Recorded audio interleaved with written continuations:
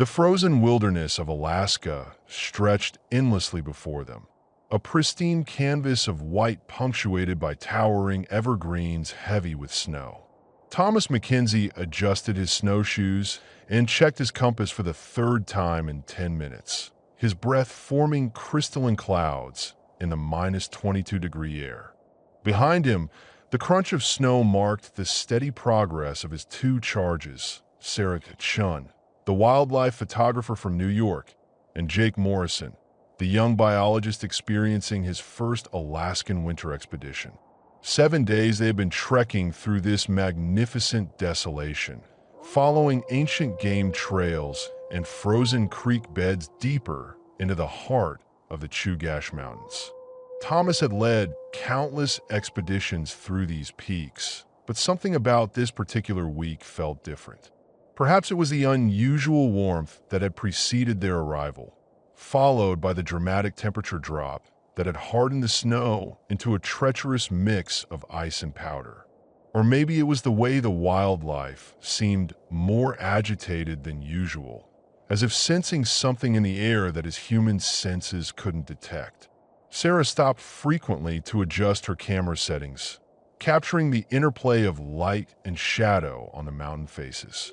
Her professional eye caught details that others missed: the delicate frost patterns on pine needles, the way morning light transformed ordinary snow drifts into sculptures of ethereal beauty. She had built her reputation photographing wildlife in their natural habitats. But this expedition was different. This was about solitude, about finding that perfect intersection of human insignificance and natural majesty that would define her next exhibition. Jake, meanwhile, filled his field notebook with observations about winter survival strategies of local fauna.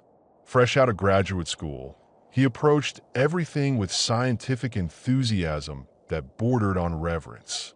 Every track in the snow told a story. Every scat sample revealed dietary adaptations. Every behavioral observation added another piece to his understanding of ecosystem dynamics.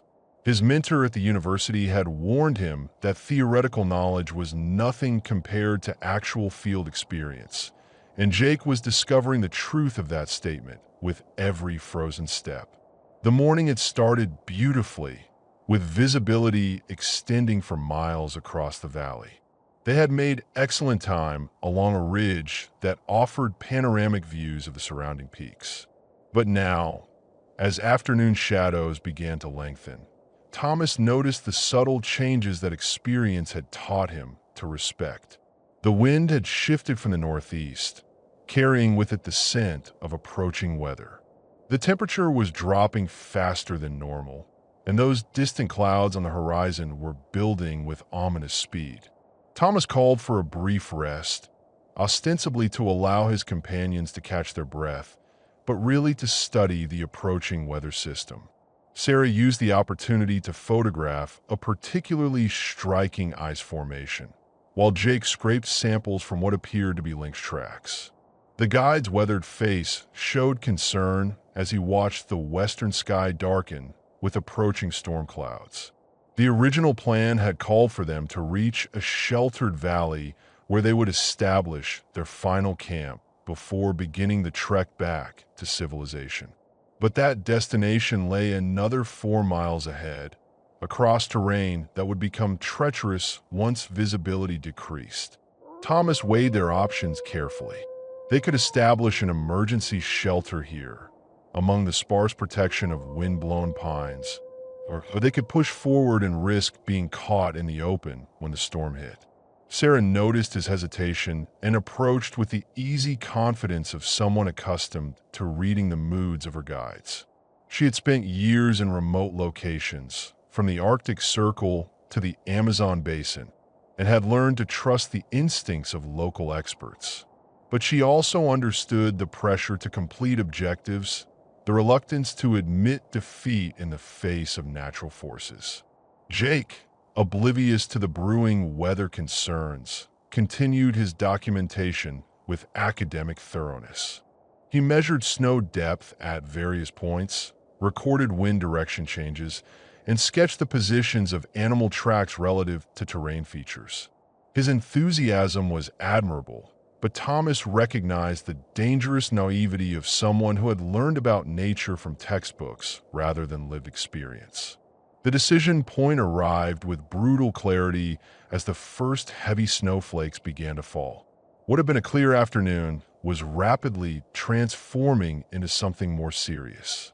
Thomas could feel the barometric pressure dropping, could sense the way the wind patterns were shifting toward the chaotic turbulence that preceded major storms. But they were so close to their destination, and the shelter there would be far superior to anything they could construct in their current location. Against his better judgment, influenced perhaps by the enthusiasm of his companions and the proximity of their goal, Thomas made the decision to continue. They would move quickly, stay close together, and push through to the valley before conditions deteriorated further. It seemed reasonable at the time, a calculated risk based on decades of experience in similar conditions. The snow began falling more heavily as they resumed their trek. Sarah packed her camera equipment carefully, protecting the sensitive electronics from moisture while maintaining quick access for any extraordinary shots that might present themselves.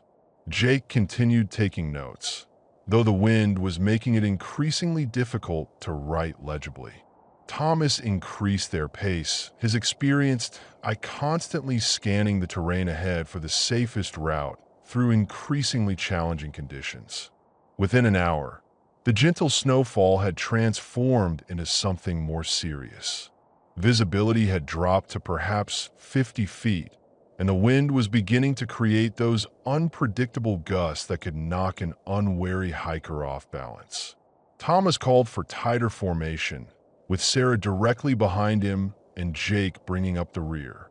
The trail, such as it was, had disappeared beneath fresh powder, forcing Thomas to navigate by compass and instinct. The mistake happened gradually, so subtly that none of them recognized it until too late. In the whiteout conditions, Thomas had veered slightly off course, following what appeared to be a natural depression in the terrain. What he couldn't see through the swirling snow was that this depression was actually a natural avalanche chute, a funnel that channeled snow and debris down from the peaks above during exactly these kind of weather conditions. The mountainside around them was loaded with unstable snow from the recent temperature fluctuations. Layers of ice and powder had created perfect conditions for a slide, needing only the right trigger to release thousands of tons of snow in a catastrophic descent toward the valley below. That trigger came in the form of 3 humans traversing a slope that should have been avoided in such conditions. As they worked their way across the face of what Thomas now realized was a dangerous exposure, the first rumbling sounds began above them. At first, it seemed like distant thunder, but the experienced guide recognized it immediately for what it was. His shout of warning was lost in the growing roar of moving snow, a sound that seemed to come from everywhere at once as the entire mountainside began to shift and flow like a river of destruction.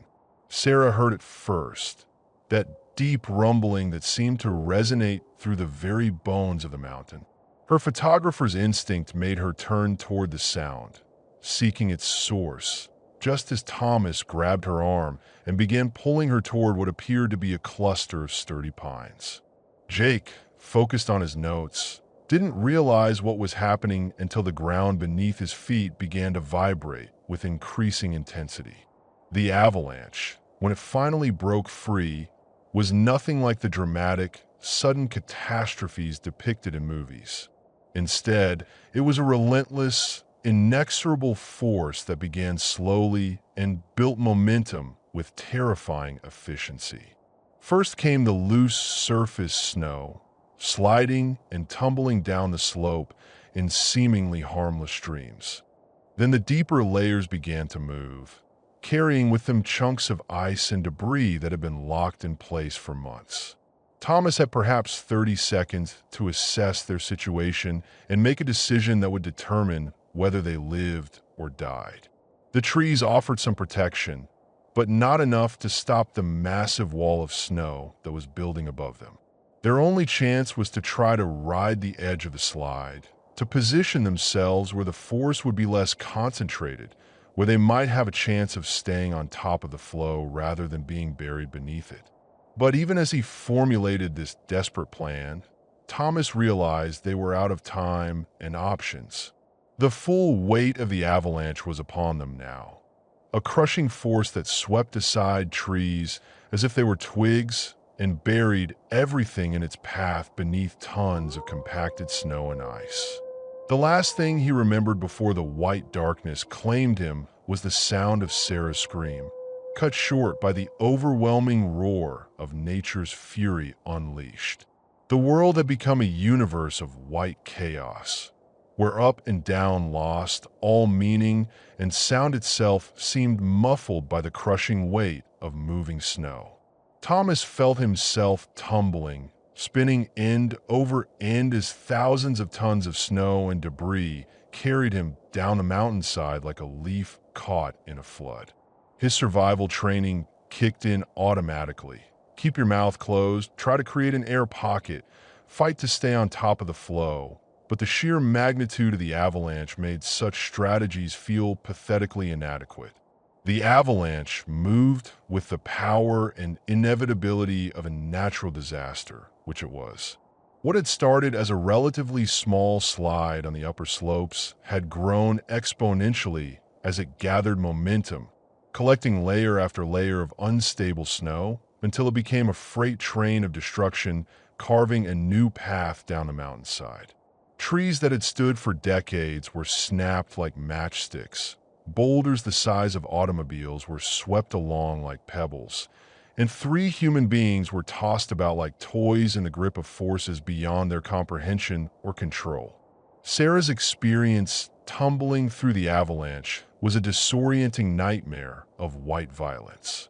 One moment she was following Thomas toward what she hoped might be shelter.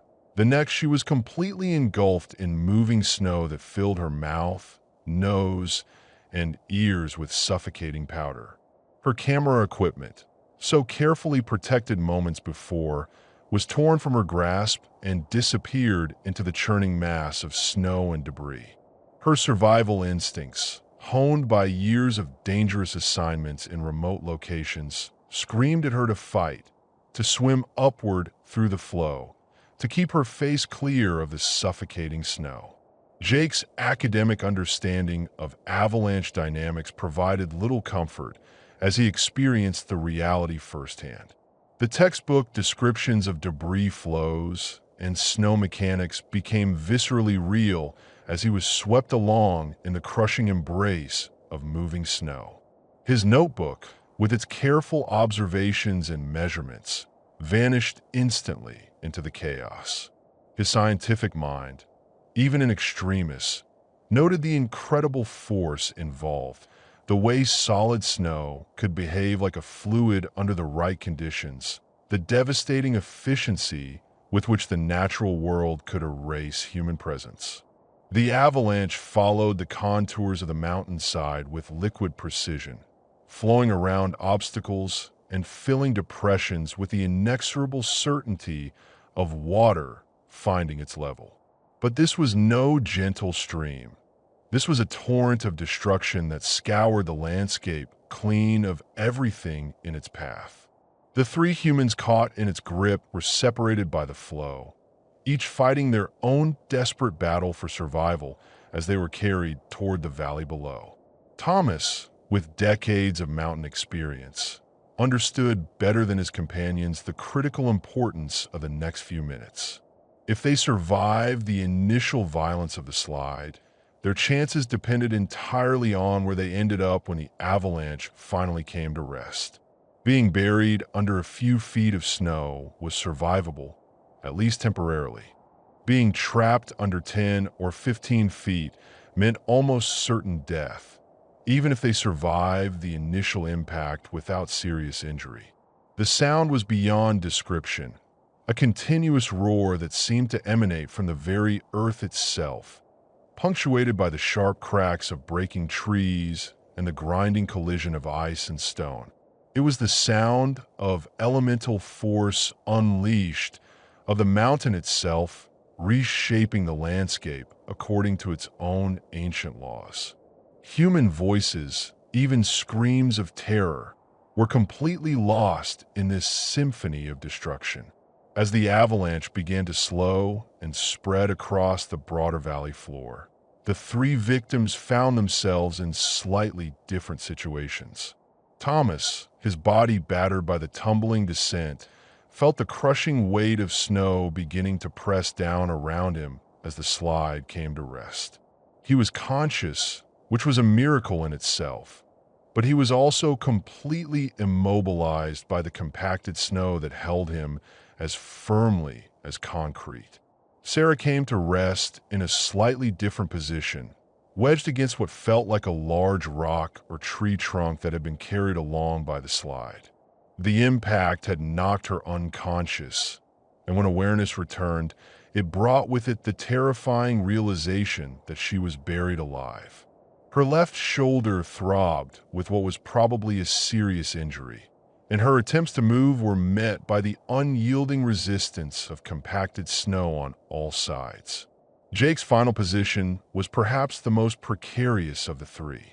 He had been carried further by the slide and was buried deeper, with less of an air pocket around his face. The young biologist's academic knowledge of avalanche survival statistics provided cold comfort as he fought off panic and tried to assess his situation.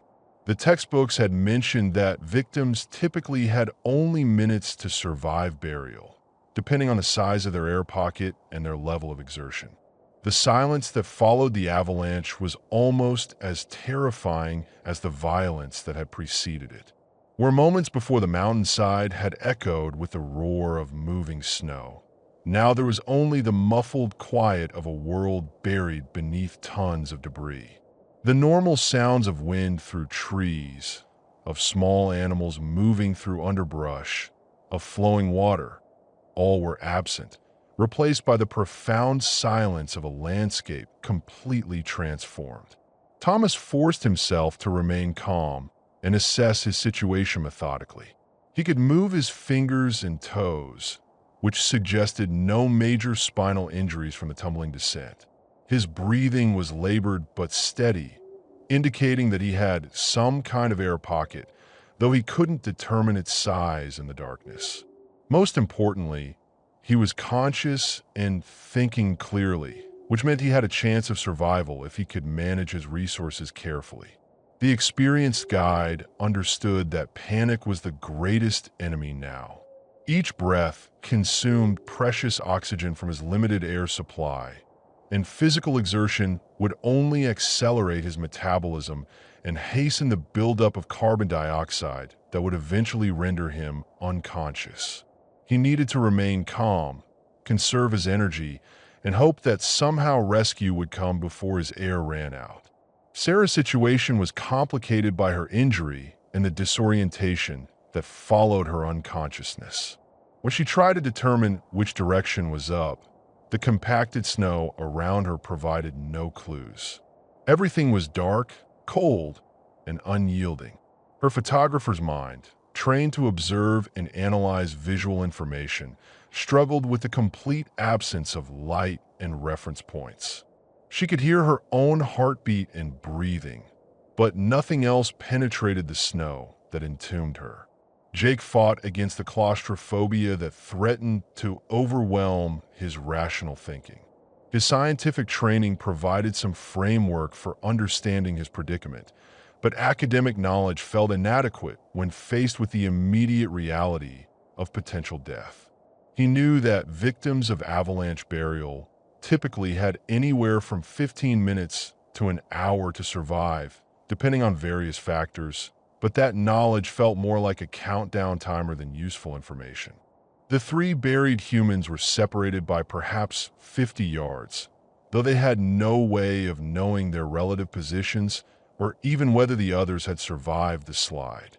Each was fighting their own private battle against despair and suffocation, unaware that their voices when they called out, were reaching the surface as muffled sounds that might be heard by anyone passing nearby. Thomas was the first to attempt systematic communication, calling out in the hope that his companions might be alive and within earshot. His voice, muffled by the snow but still audible to anyone listening carefully, carried a note of authority even in these desperate circumstances. He called Sarah's name, then Jake's, then listened intently for any response that might indicate their survival. Sarah heard his voice as a distant sound that seemed to come from everywhere and nowhere at once. Her attempts to respond were hampered by her injury and the way the snow muffled and distorted sound transmission. But she managed to call back, her voice carrying both relief at hearing another human being and terror at their shared predicament. Jake's response was weaker, partially due to his deeper burial and partially due to the concussion he had suffered during the avalanche. But his voice, too, penetrated the snow cover, creating a three-way communication system that provided some psychological comfort, even as their physical situation remained desperate. The conversation that followed was unlike anything they had ever experienced. Three people buried alive, calling to each other through tons of compacted snow, trying to maintain hope while facing the very real possibility that these might be their final words. Thomas took charge naturally, using his experience and authority to keep the others calm and focused on survival rather than despair. But even as they talked and tried to support each other, all three understood the grim mathematics of their situation.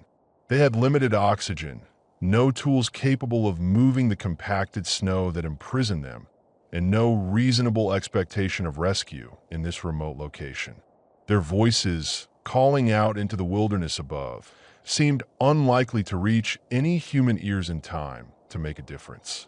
Unknown to them, however, their voices were indeed being heard, not by human rescuers who were hundreds of miles away and unaware of their plight, but by other inhabitants of this wilderness who possessed their own forms of intelligence and their own capacity for decision-making in the face of unexpected circumstances.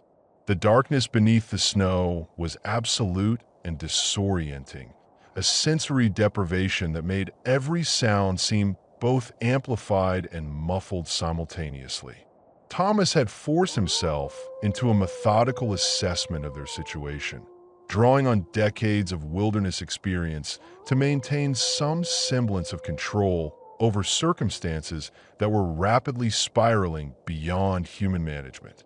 His voice, when he spoke to his buried companions, carried the steady authority of someone who had faced death before and understood that survival often depended more on mental discipline than physical strength. Sarah's shoulder throbbed with what she was increasingly certain was a serious injury, possibly a dislocation or fracture sustained during her violent tumble down a mountainside. The pain came in waves that matched her heartbeat, and she found herself having to consciously control her breathing to prevent hyperventilation. Her photographer's eye, trained to observe minute details and subtle changes in light and shadow, was useless in this perfect darkness, forcing her to rely on senses she had never fully developed. Jake's scientific mind cataloged their predicament with clinical detachment that bordered on the surreal. He estimated their depth of burial based on the muffled quality of sounds, calculated their probable oxygen consumption rates, and tried to remember everything he had read about cold weather survival and avalanche rescue statistics. But academic knowledge felt increasingly irrelevant when filtered through the immediate reality of suffocation and hypothermia in a frozen tomb. The air around each of them was growing stale with alarming speed. What had started as normal breathing was becoming labored as carbon dioxide levels increased and available oxygen diminished. Thomas could feel the subtle changes in his metabolism as his body began to respond to the decreasing oxygen supply. A slight lightheadedness, a tendency for his thoughts to drift and lose focus an increasing drowsiness that he recognized as a dangerous symptom. Communication between the three became their lifeline, a fragile connection that provided psychological support even as their physical situation continued to deteriorate. They called to each other at regular intervals, partly to monitor each other's condition and partly to maintain the illusion that they were not completely alone in their buried isolation. The sound of human voices, even muffled and distorted by tons of compacted snow, provided some comfort against the crushing weight of natural forces that had so easily overwhelmed their human plans and preparations. Thomas attempted to dig upward, using his hands to claw at the compacted snow above his position. But the avalanche debris had hardened into something approaching the density of concrete, and his efforts produced only scraped knuckles and increased exhaustion. The snow that had seemed so light and fluffy during their trek had been compressed by the enormous weight of the slide into a solid mass that resisted all attempts at manual excavation. The guides' attempts to establish their position relative to each other revealed the sobering fact that they were separated by distances that made mutual assistance impossible. Sarah seemed to be perhaps 30 or 40 feet away, based on the clarity of her voice, while Jake sounded more distant, and his responses were becoming increasingly weak and confused. The young biologist's deeper burial and possible head injury were creating a situation where time was even more critical for him than for the others. Sarah's injury was becoming more problematic as time passed and adrenaline wore off. What had initially been manageable pain was developing into something more serious, possibly complicated by the onset of shock from cold exposure and the psychological trauma of their situation. Her attempts to move her left arm produced sharp, stabbing pains that suggested significant damage to her shoulder joint or surrounding tissues. The cold was becoming a factor as serious as the lack of oxygen. The insulating properties of snow provided some protection from the brutal surface temperatures, but their bodies were losing heat steadily through contact with the frozen debris that surrounded them. Hypothermia was beginning to affect their mental faculties, making coherent thought increasingly difficult and adding another layer of danger to their already desperate circumstances. Jake's voice, when it came through the snow, carried a dreamy quality that alarmed Thomas. The young biologist was beginning to show signs of oxygen deprivation and possible concussion, his words sometimes trailing off mid-sentence or containing references that didn't quite make sense in context. His scientific observations, which had been precise and methodical at the beginning of their burial, were becoming rambling and disconnected as his mental faculties were affected by the deteriorating conditions. The realization that their electronic devices were useless provided another psychological blow to their hopes for rescue. Thomas's radio had been torn away during the avalanche. Sarah's satellite communicator had disappeared along with her camera equipment, and Jake's GPS unit was presumably buried somewhere in the debris field. Even if the devices had survived the violence of the slide, the tons of snow and ice above them would have blocked any signals from reaching potential rescuers. Time became elastic and difficult to measure in their buried world. What felt like hours might have been minutes, or vice versa, as their altered mental states made accurate perception increasingly impossible. Thomas tried to maintain some sense of chronology by counting their exchanges of conversation, but even this method became unreliable as exhaustion and oxygen deprivation affected his ability to concentrate. The experienced guide found himself fighting not just physical deterioration, but also the psychological effects of helplessness. Throughout his career leading expeditions into dangerous wilderness areas, he had always maintained control through preparation, experience, and sound decision-making. Now, buried alive beneath tons of avalanche debris, he was forced to confront the limits of human agency when faced with the raw power of natural forces. Sarah's thoughts drifted between present reality and fragments of memory from her career photographing wildlife in remote locations. She found herself thinking about the animals she had observed and photographed, their instinctive understanding of natural dangers that humans often fail to recognize until too late. Her mind, perhaps seeking escape from their current predicament, wandered through images of creatures that had evolved to survive in hostile environments through adaptation and instinct. Jake's scientific perspective on their situation provided both comfort and despair. His knowledge of avalanche statistics suggested that their chances of survival were diminishing rapidly with each passing minute, but his understanding of human physiology also gave him hope that they might be able to survive longer than average if they could manage their resources efficiently. The contradiction between hope and despair created a mental tension that was almost as exhausting as their physical struggle.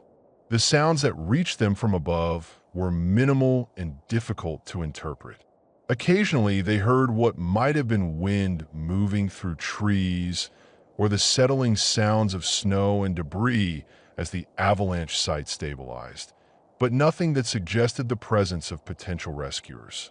Their voices, calling upward through the compacted snow, seemed to disappear into a wilderness that had already forgotten their existence. As their air supply continued to deteriorate and hypothermia began to affect their thinking, the three buried humans found themselves clinging to increasingly fragile hopes for survival. Thomas continued to provide leadership and encouragement, but even his experienced voice carried undertones of desperation as their situation became more dire with each passing minute. Unknown to them, their voices were indeed penetrating the snow cover and reaching the surface, where the sounds of human distress were being processed by a form of intelligence very different from their own. Ancient, instinctive, and currently engaged in its own struggle with the changing conditions that winter brought to this remote wilderness.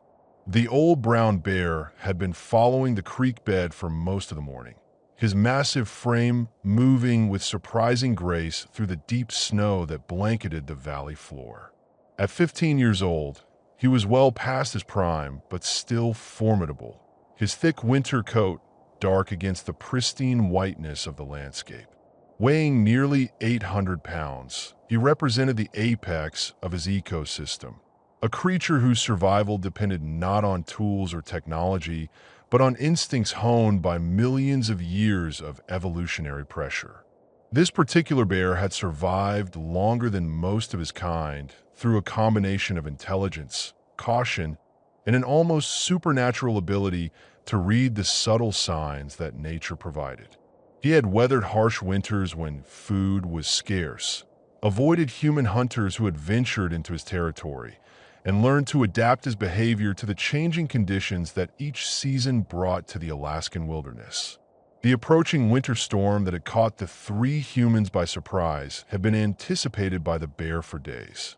His sensitive nose had detected the barometric pressure changes long before any human instrument would have registered them, and his instinctive understanding of weather patterns had prompted him to seek shelter before the worst conditions arrived.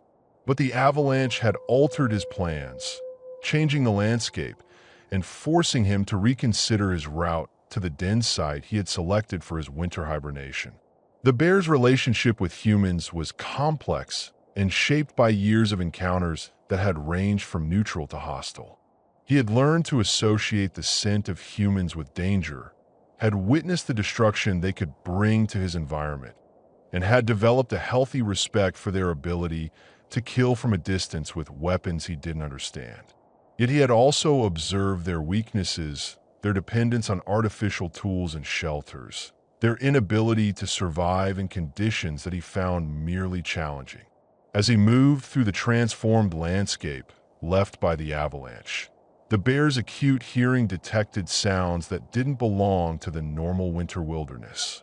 At first, he dismissed them as whine through the broken trees or the settling of unstable snow, but gradually he began to recognize them as something more specific: the distress calls of creatures in trouble.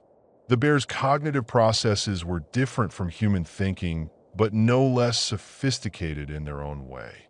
He didn't analyze the situation through language or abstract reasoning, but rather through a complex web of sensory input, pattern recognition, and instinctive responses that had been refined over countless generations of survival. The sounds he was hearing triggered recognition patterns associated with distress, with creatures trapped and calling for help. His first impulse was avoidance. Experience had taught him that human presence usually meant danger, and the logical response would be to move away from the area and continue his journey toward his chosen hibernation site. The approaching storm would make travel increasingly difficult, and delays in reaching shelter could have serious consequences for his survival through the months of winter sleep that lay ahead. But something about the nature of the sounds stopped him from simply moving away. Perhaps it was the obvious desperation in the muffled cries, or the way they seemed to come from beneath the snow rather than from surface-dwelling creatures. The bear's curiosity, a trait that had served him well throughout his long life, compelled him to investigate further rather than simply avoiding what might be a dangerous situation. He approached the avalanche debris field cautiously, his massive head swinging back and forth as he tested the air currents for additional information about what he might be facing. The scents were jumbled and confused by the violence of the slide, but gradually he began to separate individual elements from the complex mix of information reaching his sensitive nose. There were indeed humans here, but they were buried and trapped, not the mobile threat he had learned to avoid. The bear's memory held experiences of other creatures trapped by natural disasters: elk caught in deep snow, smaller animals pinned by fallen trees, fish trapped in drying pools during drought seasons. In some cases, he had simply observed their struggles without intervention. In others, particularly when the trapped creature might represent a potential meal, he had acted to either assist or take advantage of their vulnerability. But humans were different from other prey species, and the bear's response to their distress was shaped by factors that went beyond simple predator-prey relationships. Despite their conflicts with his kind, humans had occasionally shown behaviors that the bear recognized as complex and purposeful rather than purely instinctive. He had observed their care for their young, their cooperation in facing challenges, their ability to solve problems through means other than brute force. The sound from beneath the snow were becoming weaker, suggesting that whatever was trapped down there was losing strength rapidly. The bear's decision-making process accelerated, driven by an instinctive understanding that intervention, if it was to be effective, would need to happen soon. His survival instincts warred with his curiosity and perhaps something deeper, a recognition that the creatures beneath the snow were facing the same fundamental struggle against natural forces that defined his own existence. Moving closer to the source of the sounds, the bear began to investigate the snow cover with his sensitive nose, testing different areas to determine where the distress calls were strongest. His massive paws, equipped with claws designed for digging and climbing, pressed against the compacted snow as he assessed the feasibility of excavation. The avalanche debris was dense and hard-packed, but not beyond the capabilities of a creature with his strength and determination. The bear's memory contained experiences of digging, for food cached beneath snow, for den sites in frozen ground, for access to water sources blocked by ice. The techniques required for this situation were not fundamentally different, though the scale and urgency were greater than anything he had previously encountered. His powerful shoulders and neck muscles, developed through years of breaking through ice and moving heavy obstacles, were well suited to the sustained effort that would be required. As he began the first exploratory excavations, testing the density and composition of the snow layers, the bear was aware that his actions would commit him to a course that could consume significant time and energy. The approaching storm would make his own journey to shelter more difficult, and the physical exertion required for a major digging effort would increase his metabolic needs at a time when food sources were scarce. Yet something in the nature of the situation, perhaps the vulnerability of the trapped creatures, perhaps his own recognition of their shared struggle against the indifferent forces of nature, compelled him to continue. His claws bit into the compacted snow with increasing determination as he began the painstaking process of excavating down toward the source of the human voices. The bear's actions were not driven by altruism as humans would understand it, but rather by a complex mix of instinct, curiosity, and perhaps something approaching empathy. A recognition that survival in harsh environments sometimes required cooperation across species lines. Whatever his motivation, he committed himself fully to the task, his massive frame settling into the rhythmic work of moving tons of snow one pawful at a time. The first sounds of excavation reached the buried humans as a rhythmic scratching that seemed to come from directly above their position. Thomas, whose wilderness experience included encounters with various forms of wildlife, recognized immediately that the sounds were not random settling of snow or wind effects, but rather the deliberate actions of something large and powerful working at the surface. His initial reaction was a mixture of hope and terror as he realized that rescue might be coming from a source he had never considered. Sarah heard the sounds as a counterpoint to her own labored breathing, a steady scraping and shifting that suggested purposeful movement above their snowy tomb. Her photographer's mind, trained to identify and categorize the behavior of wild animals, began processing the auditory information even as her conscious thoughts struggled with the implications. The rhythm and power suggested a large predator, possibly the very species she had come to Alaska hoping to observe and photograph in their natural habitat. Jake's scientific background provided him with enough knowledge of local fauna to understand what they were likely hearing, but his increasingly confused mental state made it difficult to process the information logically. The sounds filtered through his concussion and oxygen deprivation as something dreamlike and possibly hallucinatory, though the responses of his companions suggested that the excavation sounds were real rather than products of his deteriorating condition. The bear's powerful claws made steady progress through the upper layers of avalanche debris, but the work was more difficult than he had initially anticipated. The snow had been compressed and mixed with ice, broken branches, and rocks into a concrete-like mass that resisted even his considerable strength. Each pawful of material removed represented significant effort, and the depth required to reach the trapped humans was becoming apparent as he dug deeper without reaching them. Thomas attempted to call upward toward their unknown rescuer, his voice carrying both gratitude and caution as he tried to communicate their location without startling whatever creature was working above them. His wilderness experience had taught him that predictable behavior was essential when dealing with potentially dangerous wildlife, and the current situation was unlike anything in his extensive repertoire of human-animal encounters.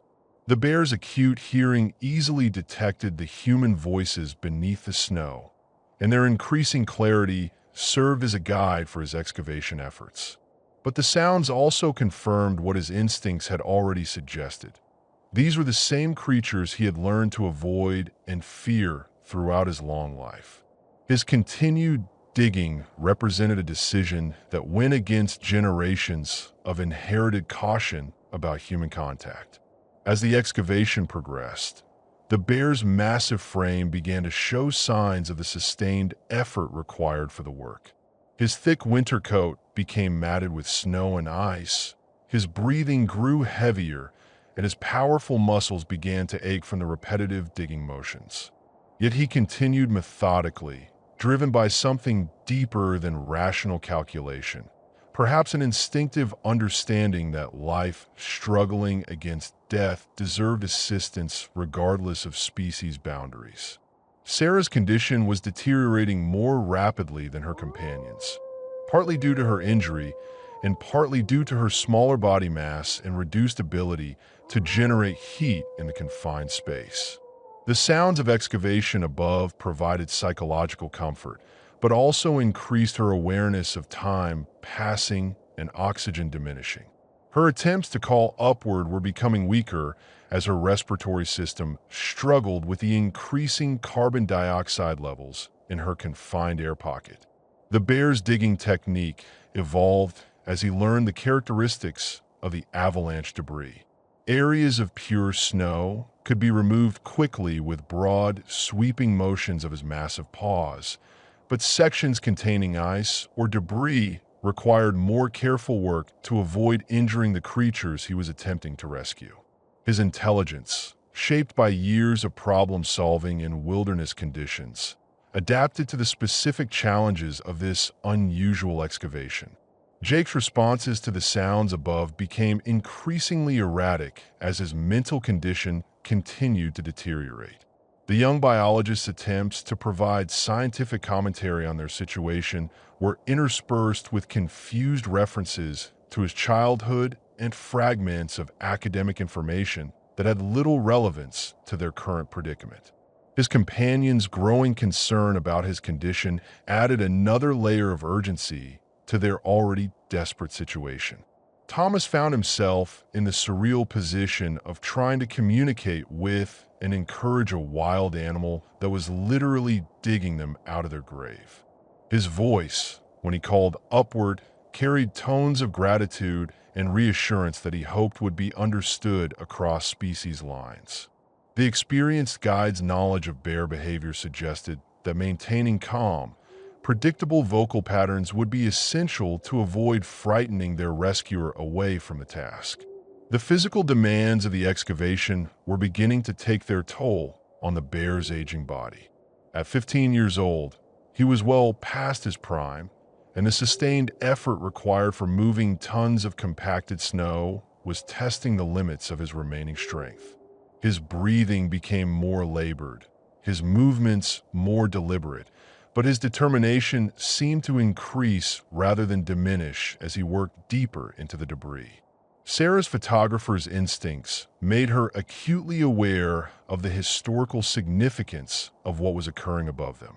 A wild brown bear, acting apparently against its own self-interest, was attempting to rescue 3 humans from death by avalanche burial. The irony that she was experiencing the most extraordinary wildlife behavior of her career while trapped underground with no camera was not lost on her, even in her deteriorating condition. The bear's progress could be measured by the changing quality of sounds reaching the buried humans. What had started as distant scratching was becoming more immediate and direct, suggesting that significant depth had been achieved in the excavation. But the work was also becoming more difficult as the bear had to remove material from an increasingly deep hole, requiring more energy to lift each pawful of snow and debris up to surface level.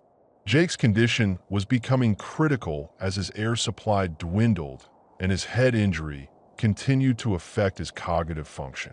His responses to his companions' calls were becoming intermittent and confused, suggesting that he might be the first to succumb to the combination of oxygen deprivation, hypothermia, and trauma that threatened all 3 of the buried humans. Thomas could feel his own strength ebbing as the limited oxygen in his confined space was gradually replaced by carbon dioxide from his own respiration. The sounds of excavation above provided hope, but also highlighted the race against time that would determine whether their unusual rescuer could reach them before suffocation claimed them. His voice, when he called upward, carried both encouragement for the bear and increasing desperation as he felt his own condition deteriorating. The bear's claws were beginning to bleed from the constant scraping against ice and frozen debris, but he showed no signs of abandoning the effort. His primitive but effective understanding of the situation told him that the creatures beneath the snow were weakening rapidly, and that success or failure in the rescue attempt would be determined by his ability to maintain the pace of excavation despite his own growing exhaustion. As the first faint traces of actual daylight began to penetrate the deepening excavation, both the bear above and the humans below recognized that they had reached a critical point in their respective struggles for survival. The next few minutes would determine whether this unprecedented cooperation between species would result in rescue or simply delayed death in the unforgiving wilderness of Alaska.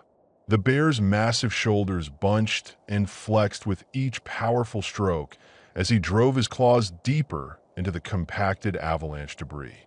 What had begun as an investigation had evolved into a determined rescue effort that was testing the limits of his considerable strength and endurance. The excavation site around him was littered with chunks of snow and ice, broken branches, and rock fragments that had been carried down the mountainside by the devastating slide. His breathing had become a visible cloud in the frigid air, each exhalation marking the rhythm of his sustained effort. The temperature had dropped further as the afternoon progressed, and the approaching storm was beginning to deposit fresh snow that complicated his work by partially filling the excavation even as he dug deeper.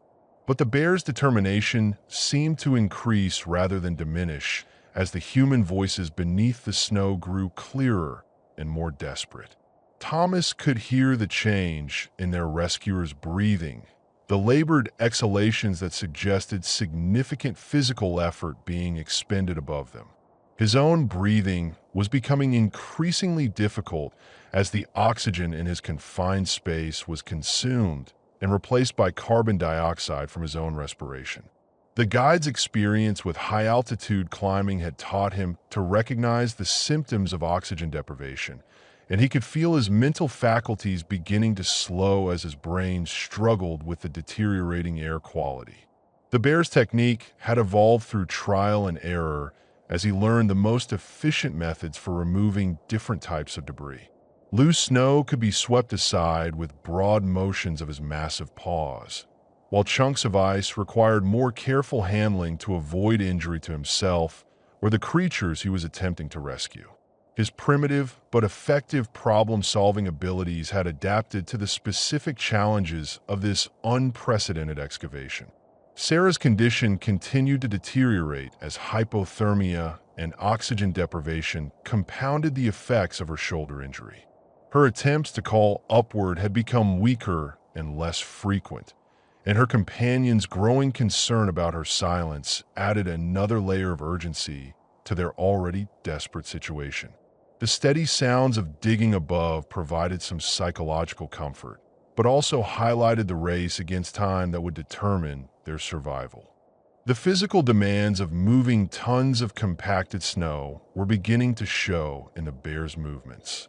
His massive frame, designed for brief bursts of intense activity rather than sustained labor, was being pushed beyond its normal operating parameters. His claws, worn and bleeding from constant contact with ice and rock, left traces of blood on the snow he excavated, but he showed no signs of abandoning the effort. Jake's responses to his companion's calls had become increasingly sporadic and confused as his head injury and oxygen deprivation continued to affect his cognitive function. The young biologist's scientific understanding of their situation provided little comfort, as he felt his own mental processes slowing and becoming less reliable.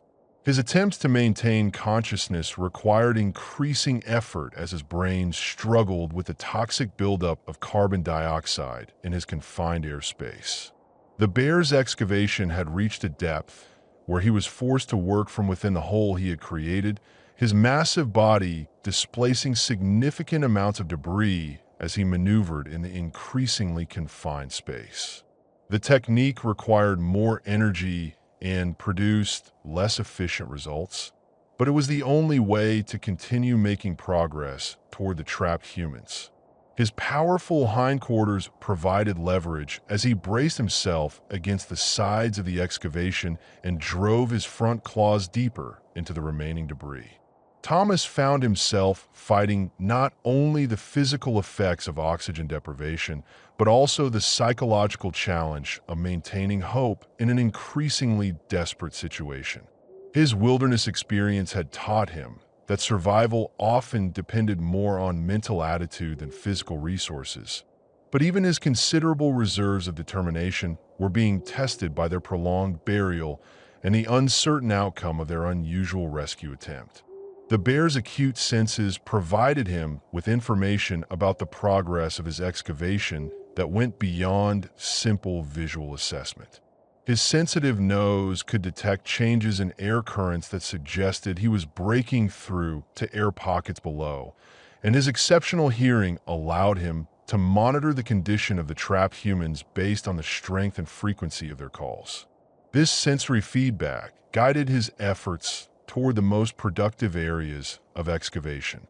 Sarah's photographer's mind, even in its deteriorated state, continued to process the extraordinary nature of their situation. The irony of experiencing the most remarkable wildlife behavior of her career while buried underground and unable to document, it created a surreal contrast between professional observation and personal survival. Her increasing difficulty in maintaining consciousness made even these fragmented thoughts require significant effort. The bear's determination seemed to increase as the human voices grew clearer, suggesting that he was approaching success in his unprecedented rescue effort. But the physical cost was becoming apparent in his labored breathing, his increasingly deliberate movements, and the blood that marked his passage through the excavation site. His aging body was being pushed to its limits by the sustained effort required for the massive digging operation.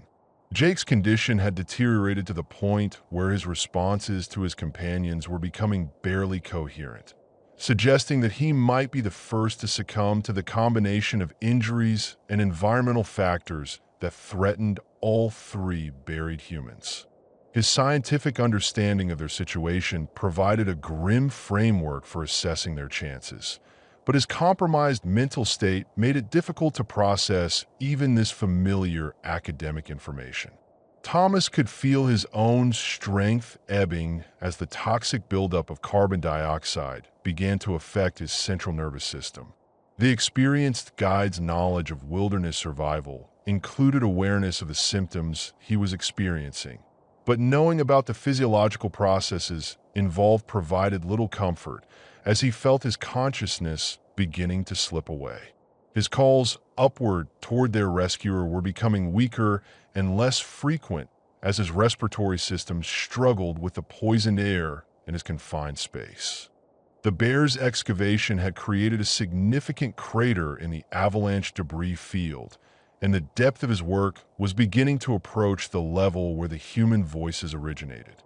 His primitive but effective understanding of the situation told him that success or failure would be determined in the next few minutes, as both his own strength and the survival time of the creatures he was attempting to rescue approached their respective limits. The first breakthrough came suddenly, as the bear's massive claws punched through the final layer of compacted snow and encountered the air pocket where Thomas was trapped. The sudden rush of fresh air into the confined space was followed by a shaft of dim daylight that seemed brilliant after the complete darkness of their burial. Both the bear above and the humans below recognized that they had reached the critical moment that would determine the outcome of their respective struggles against the indifferent forces of nature. The first penetration of actual daylight into Thomas's buried prison came as a shock to his dark-adapted vision, a narrow shaft of dim illumination that seemed brilliant after hours of absolute darkness. But more important than the light was the rush of fresh air that followed, carrying with it the promise of survival and the scent of the creature that had worked so tirelessly to reach them. The guide's first clear breath of untainted air in hours brought with it a surge of hope that energized his failing strength. Jake, despite his deteriorated condition, was the first to actually see their rescuer. Through the small opening that had been carved through tons of avalanche debris, he glimpsed an enormous brown paw covered in blood and matted fur, the claws still embedded in the compacted snow, as if the bear was reluctant to believe he had actually broken through to the trapped humans. The young biologist's scientific mind, even compromised by injury and oxygen deprivation, recognized the unprecedented nature of what he was witnessing. Sarah heard the commotion of the breakthrough, but lacked the strength to call out in response. Her injured shoulder and the prolonged effects of hypothermia had reduced her to a semi-conscious state where awareness came and went like a tide. But the change in air quality and the excited voices of her companions penetrated even her confused mental state, bringing with it the first real hope she had felt since the avalanche had buried them alive. The bear's first direct view of the humans he had been working to rescue came as something of a shock to his primitive expectations. After hours of following their voices and scents through tons of debris, actually seeing the creature's face to face triggered a complex mix of instinctive responses. His natural wariness of human contact warred with his exhausted satisfaction at having successfully completed the excavation, creating a moment of hesitation as he processed this unprecedented situation. Thomas could see enough of the bear's massive head through the opening to appreciate the true magnitude of their rescuer. This was a mature male brown bear, probably weighing close to 800 pounds, whose scarred face and grizzled coat spoke of years of survival in one of the world's harshest environments. The guides experienced, I also noted the blood on the bear's claws and the exhausted slump of his powerful shoulders, evidence of the enormous effort that had been required to reach them. The bear's intelligent eyes studied the humans with an intensity that suggested complex thought processes rather than simple instinctive responses. He seemed to be evaluating their condition, their potential threat level, and perhaps the success of his rescue effort. His massive head moved slightly as he shifted position to get a better view of the creatures he had worked so hard to reach, but he made no immediate moves toward either aggression or withdrawal. Jake's scientific training, despite his compromised mental state, recognized the extraordinary nature of the bear's behavior.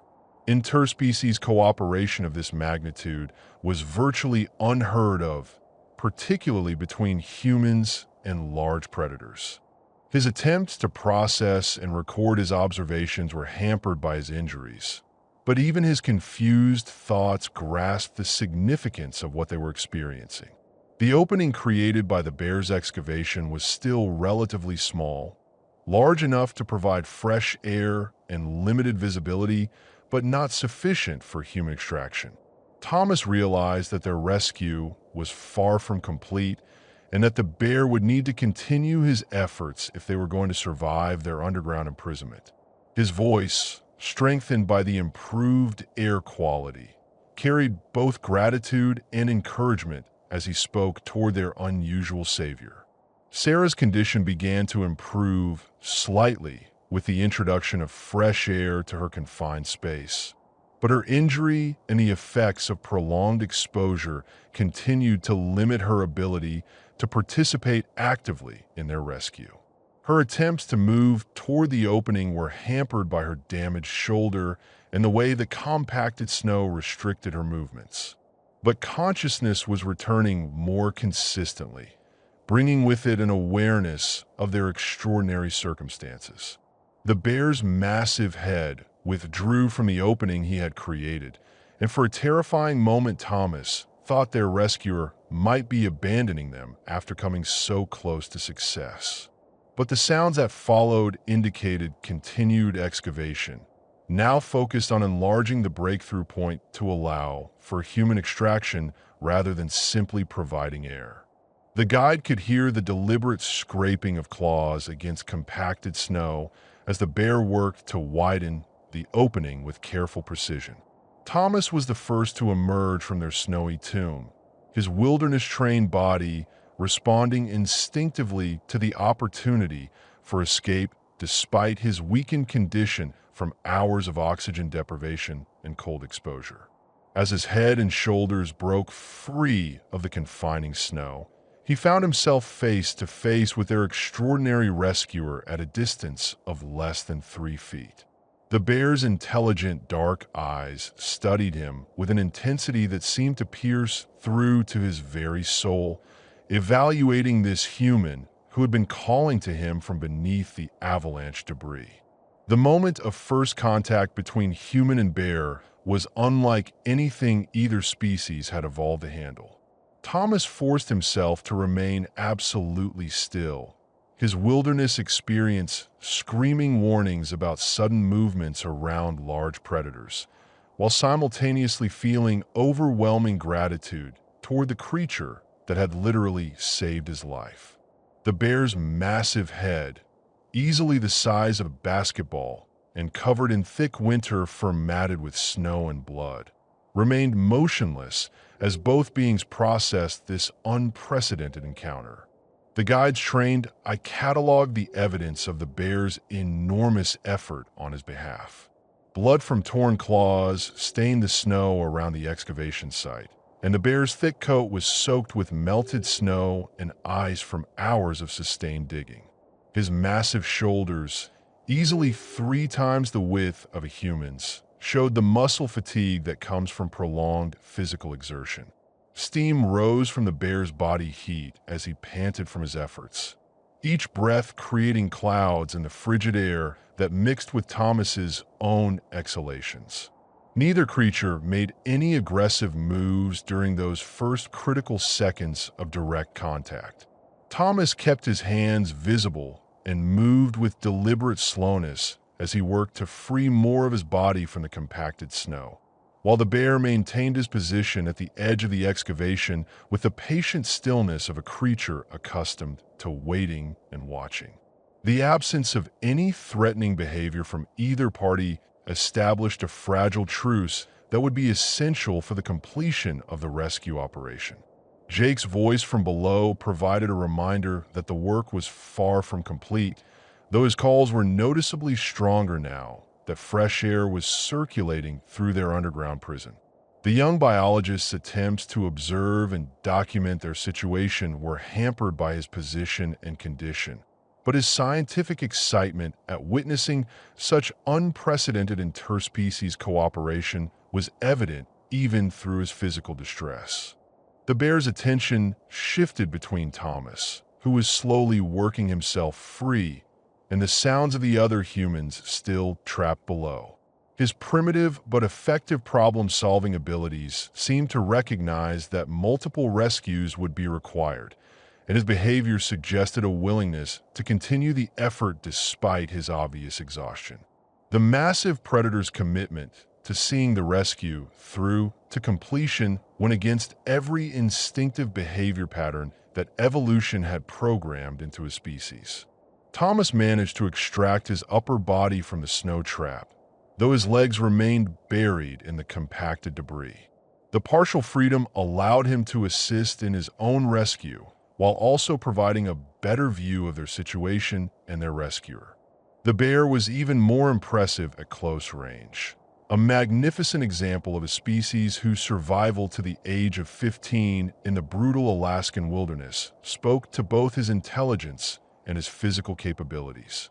The guide's first attempts at communication with the bear were instinctive rather than rational, soft words of gratitude and encouragement that carried more emotional content than literal meaning.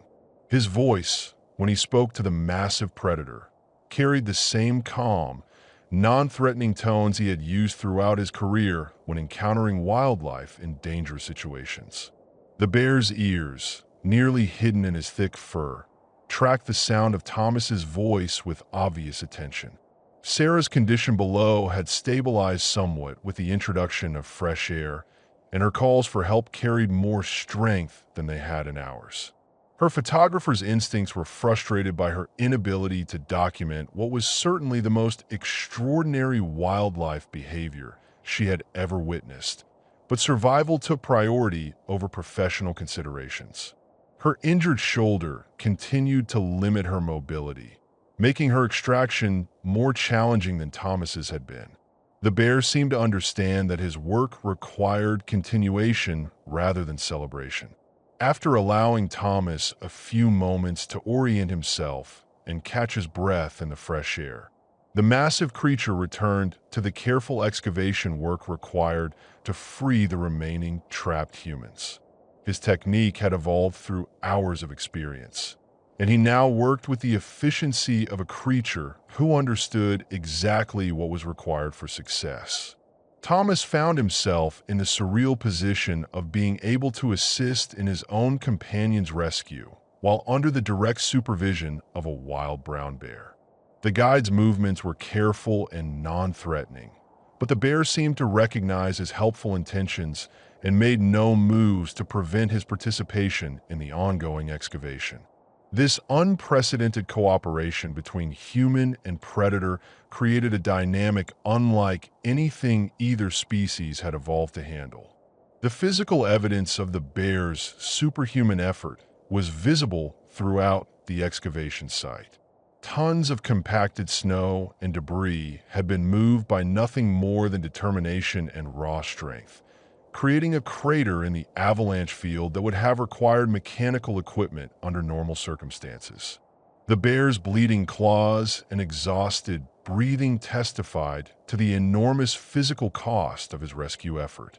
Jake's scientific mind, despite his compromised condition, was recording observations that would revolutionize understanding of interspecies behavior and animal intelligence. The bear's actions demonstrated problem-solving abilities, sustained motivation, and what appeared to be genuine concern for the welfare of creatures outside his own species. These behaviors challenged fundamental assumptions about predator psychology and animal cognition. The bear's patience with Thomas's presence and assistance suggested a level of cognitive sophistication that went far beyond simple instinctive responses. His ability to discriminate between helpful and threatening human behavior, to modify his own actions based on changing circumstances, and to maintain focus on a complex long-term goal demonstrated intelligence that rivaled human problem-solving in many respects.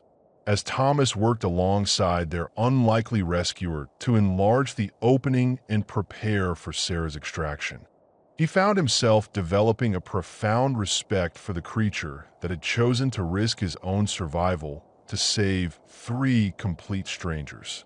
The bear's commitment to seeing the rescue through to completion, despite his obvious exhaustion and the approaching storm, represented a form of heroism that transcended species boundaries. The moment of first direct contact between human and bear would remain etched in Thomas's memory for the rest of his life, a reminder that the natural world contained depths of complexity and compassion that human understanding had barely begun to explore. The massive predator's gentle handling of such a delicate situation demonstrated that intelligence and empathy were not exclusively human traits, but rather part of a broader spectrum of consciousness that connected all living creatures in ways that science was only beginning to comprehend. The extraction of Sarah presented challenges that tested both the bear's patience and Thomas's resourcefulness in ways their previous efforts had not required.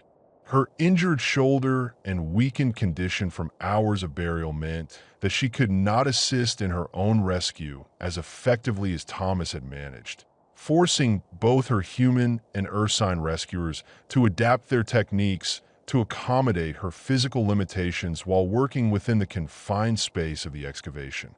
The bear's behavior during Sarah's rescue demonstrated a level of situational awareness that bordered on the miraculous.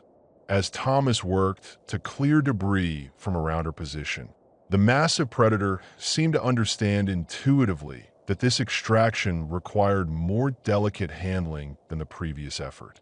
His powerful claws, which had torn through tons of compacted snow with devastating efficiency, now worked with surprising gentleness around areas where Sarah might be injured by careless movements. Thomas found himself serving as an intermediary between two very different forms of intelligence, translating Sarah's human needs into actions that the bear could understand and assist with, while simultaneously monitoring their rescuer's behavior for any signs of frustration or aggression that might threaten the delicate cooperation they had established. The guide's wilderness experience had taught him to read animal behavior with subtle precision, but nothing had prepared him for managing such an unprecedented interspecies collaboration. Sarah's semi-conscious state meant that she was only dimly aware of the extraordinary circumstances of her rescue, but her photographer's instincts remained sufficiently intact to register the presence of the massive bear working mere inches from her face. Her attempts to remain still and avoid sudden movements that might startle their rescuer were hampered by her injuries and the involuntary trembling that came from prolonged cold exposure and shock.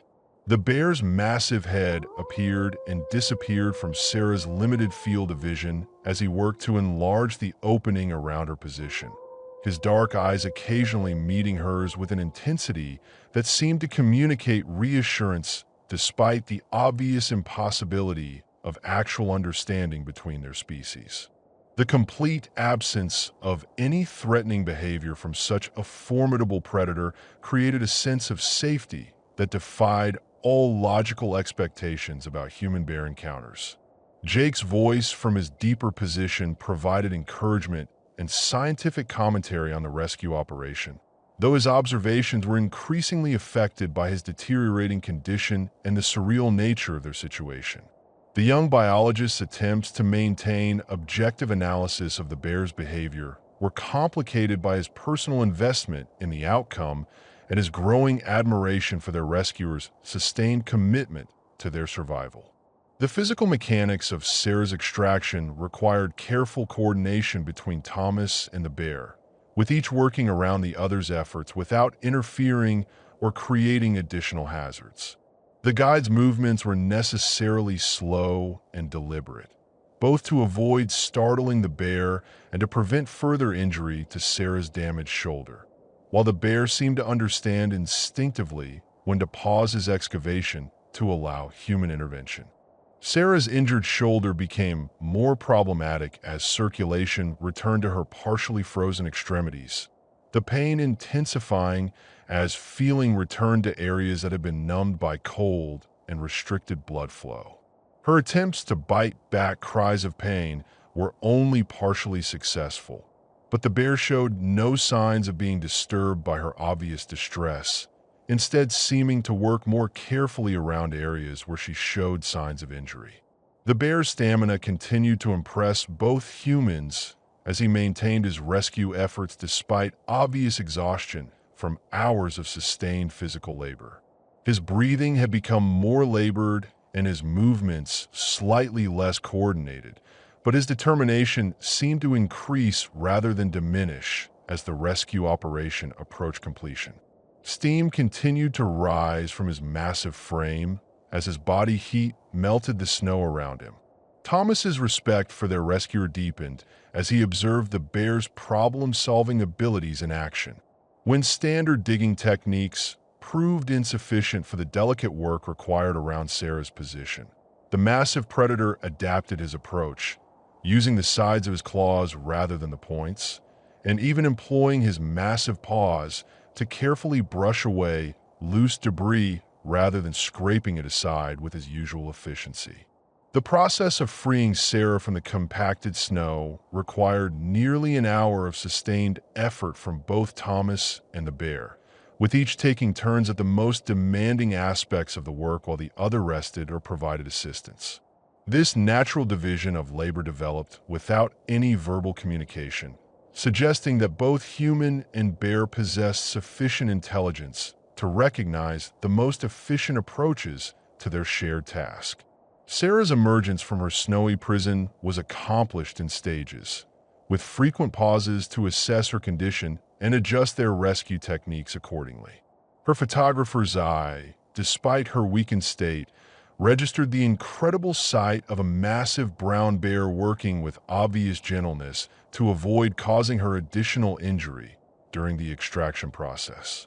The complete impossibility of documenting this extraordinary behavior created a professional frustration that competed with her gratitude for survival.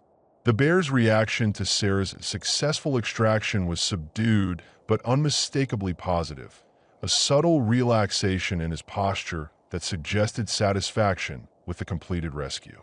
His massive head turned toward the remaining opening where Jake's voice could still be heard, indicating his awareness that their work was not yet finished and his apparent willingness to continue despite his obvious fatigue and the considerable effort already expended. Thomas helped Sarah move to a position where she could rest safely while still remaining close enough to assist with Jake's rescue, if her condition permitted. Her injuries and exhaustion limited her mobility, but her presence above ground provided psychological support for their remaining buried companion and additional human assistance for the final phase of their unprecedented rescue operation. The sight of both Thomas and Sarah working alongside a wild brown bear to complete the rescue of their third companion created a scene that challenged every assumption about predator-prey relationships and interspecies cooperation. The bears' continued commitment to their collective survival, despite having already accomplished more than anyone could reasonably expect from a wild animal, demonstrated a form of dedication that transcended simple biological imperatives. Sarah's first clear view of their rescuer, now that she was free from her underground confinement, revealed the full magnitude of what the bear had accomplished on their behalf. The excavation site resembled a construction project in its scope and complexity, with tons of debris moved and carefully sorted in a pattern that suggested both intelligence and determination far beyond what science attributed to non-human species. As the 3 humans and 1 bear prepared for the final phase of their rescue operation, the approaching storm continued to worsen the surface conditions while adding urgency to their efforts. Fresh snow was beginning to accumulate in the excavation, and the temperature continued to drop as daylight faded toward the early darkness of Alaskan winter, creating additional challenges for Jake's extraction and their collective survival once all 3 humans were free from their underground prison. Jake's extraction proved to be the most challenging of the 3 rescues, not because of the technical difficulties involved, but because of his deteriorated condition and deeper burial beneath the avalanche debris. The young biologist's responses to his companion's calls had become increasingly erratic over the past hour, suggesting that his head injury and prolonged oxygen deprivation were creating serious complications that would require immediate attention once he was freed from his underground prison. The bear approached this final rescue with the same methodical determination he had shown throughout the operation, but his obvious exhaustion was becoming more pronounced with each passing minute. His massive frame moved with less fluid grace than earlier, and his breathing had become noticeably labored from hours of sustained physical exertion in brutally cold conditions. Yet his commitment to completing the rescue remained unwavering, as if some primitive sense of duty compelled him to see the operation through to its conclusion. Thomas and Sarah worked together to assist in Jake's extraction, though Sarah's injured shoulder limited her ability to contribute physically to the effort. Her presence provided moral support and an additional set of eyes to monitor both Jake's condition and the bear's behavior, while Thomas handled the more demanding aspects of the excavation work under the massive predator's patient supervision. The bear's excavation technique had evolved significantly since the beginning of the rescue operation, refined through hours of experience with the specific challenges presented by avalanche debris. His powerful claws now worked with surgical precision around areas where human contact was possible, while his massive strength was reserved for the heavy work of moving large quantities of compacted snow and ice away from the rescue site. Jake's scientific mind, despite its compromised state, continued to process observations about their rescuer's behavior with the persistence of academic training. His attempts to maintain objective analysis were hampered by his injuries and the surreal nature of their situation. But his fascination with the bear's problem-solving abilities and apparent emotional investment in their survival provided a focus that helped him maintain consciousness during the extraction process. The young biologist's deeper burial required the bear to dig significantly further than had been necessary for his companions, creating an excavation that resembled a mine shaft in its depth and complexity. The physical demands of working in such confined quarters pushed the aging bear's capabilities to their limits. But he continued with the same patient determination that had characterized his efforts throughout the rescue operation. Sarah found herself serving as a communication link between Jake and their rescuer, relaying information about the buried man's condition and needs to Thomas and indirectly to the bear, whose obvious intelligence seemed to allow him to process and respond to complex situational information despite the absence of shared language. Her photographer's eye continued to catalog the extraordinary nature of their situation, even as her professional frustration at being unable to document it grew. The bear's emotional state during Jake's extraction was difficult to read, but seemed to reflect a combination of determination, fatigue, and what might have been anxiety about the young man's obviously deteriorating condition. His massive head frequently turned toward the sounds of Jake's increasingly weak responses, and his excavation efforts seemed to intensify when the biologist's voice became particularly faint or confused. Thomas coordinated the rescue effort with the efficiency of someone accustomed to managing complex operations under adverse conditions. But even his extensive wilderness experience provided no precedent for working alongside a wild predator in such circumstances. The guide's ability to read and respond to the bear's behavioral cues had developed through necessity during their hours of cooperation, creating a form of interspecies communication that operated below the level of conscious thought. Jake's extraction required nearly 2 hours of sustained effort from all 3 conscious participants, with the bear doing the majority of the heavy work while Thomas and Sarah provided assistance and coordination. The young biologist's condition continued to deteriorate during the process, his responses becoming increasingly disconnected from reality as his brain struggled with the effects of trauma and prolonged oxygen deprivation. The bear's persistence in the face of Jake's obviously serious condition demonstrated a level of commitment that went far beyond any reasonable expectation of animal behavior. His continued efforts despite obvious exhaustion suggested that he had made some form of emotional investment in the survival of all 3 humans, rather than simply responding to immediate stimuli or opportunity for easy assistance. When Jake finally emerged from his underground prison, his condition was immediately apparent to all observers. The young biologist was barely conscious, his responses to questions confused and delayed, and his coordination severely compromised by what was obviously a serious head injury compounded by hypothermia and carbon dioxide poisoning. His survival would depend on immediate medical attention that was not available in their current situation. The bear's reaction to Jake's successful extraction was subdued but unmistakably positive, a relaxation of tension that had been building throughout the most difficult phase of the rescue operation. His massive head moved between the 3 humans as if conducting a final assessment of his work, his intelligent eyes seeming to catalog their respective conditions and needs with surprising perceptiveness. Sarah's photographer instincts registered every detail of Jake's emergence and the bear's response, storing images that would remain vivid in her memory for the rest of her life, even though she lacked the equipment to capture them professionally. The sight of a wild brown bear gently assisting in the rescue of an injured human created a visual narrative that challenged fundamental assumptions about the relationship between humans and nature. Thomas immediately began assessing Jake's medical needs while maintaining awareness of their unusual rescuer's continued presence at the excavation site.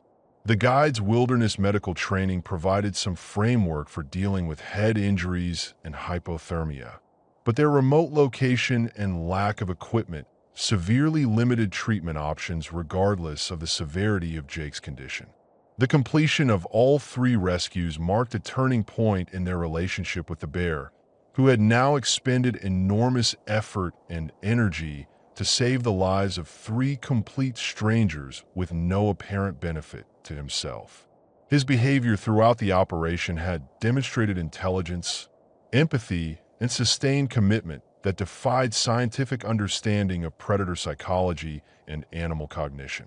Jake's attempts to express gratitude to their rescuer were hampered by his condition, but his scientific excitement at having witnessed such unprecedented animal behavior was evident even through his confusion and disorientation. His fragmented observations about the bear's problem-solving abilities and apparent emotional responses would, if he survived to record them properly, contribute significantly to understanding of interspecies cooperation and animal intelligence. As the 4 beings, 3 humans and 1 bear, gathered around the excavation site that had been carved through determination and cooperation across species lines, the approaching storm continued to worsen surface conditions and add urgency to their need for shelter and medical attention. The rescue operation was complete, but their survival still depended on decisions and actions that would test both human resourcefulness and their newfound relationship with one of nature's most formidable predators. The moment when all 4 beings, 3 humans and 1 massive brown bear, found themselves together above ground for the first time created a scene that defied every natural law and evolutionary instinct that should have governed their interaction. The bear sat back on his haunches, his enormous frame towering over the 3 humans despite his relaxed posture, while Thomas, Sarah, and Jake arranged themselves in a rough semicircle that allowed each to observe their rescuer while maintaining what felt like a respectful distance from such a formidable creature. The silence that followed Jake's extraction was profound and loaded with meaning that transcended language barriers between species. Each participant seemed to be processing what had just occurred, trying to reconcile the reality of their unprecedented cooperation with the fundamental assumptions about predator-prey relationships that evolution had programmed into their respective consciousnesses. The bear's intelligent dark eyes moved from human to human, as if conducting his own assessment of their condition and perhaps contemplating what should happen next. Thomas broke the silence first, his voice carrying the weight of gratitude that seemed inadequate for the magnitude of what the bear had accomplished on their behalf. His words were simple and direct, carrying more emotional content than literal meaning, but spoken with the kind of respect typically reserved for equals rather than animals.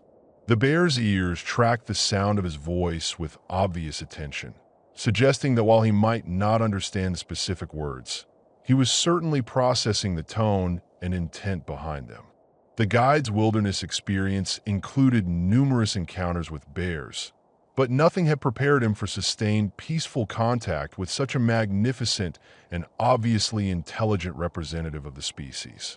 His trained eye cataloged every detail of their rescuer's appearance and behavior, noting the blood on his claws from hours of excavation, the exhaustion evident in his labored breathing, and the patient stillness that suggested a creature comfortable with his own power and confident in his ability to handle whatever situation might develop. Sarah's photographer instincts were in overdrive despite her injured condition and lack of equipment. her mind automatically framing shots and composing images that captured the extraordinary nature of their gathering. The sight of three bedraggled humans sitting peacefully in the presence of an 800-pound predator created visual narratives that challenged every assumption about the relationship between civilization and wilderness, between human intelligence and animal instinct. Jake's scientific mind, despite his compromised condition from the head injury and prolonged burial, continued to process observations about the bear's behavior with the persistence of academic training.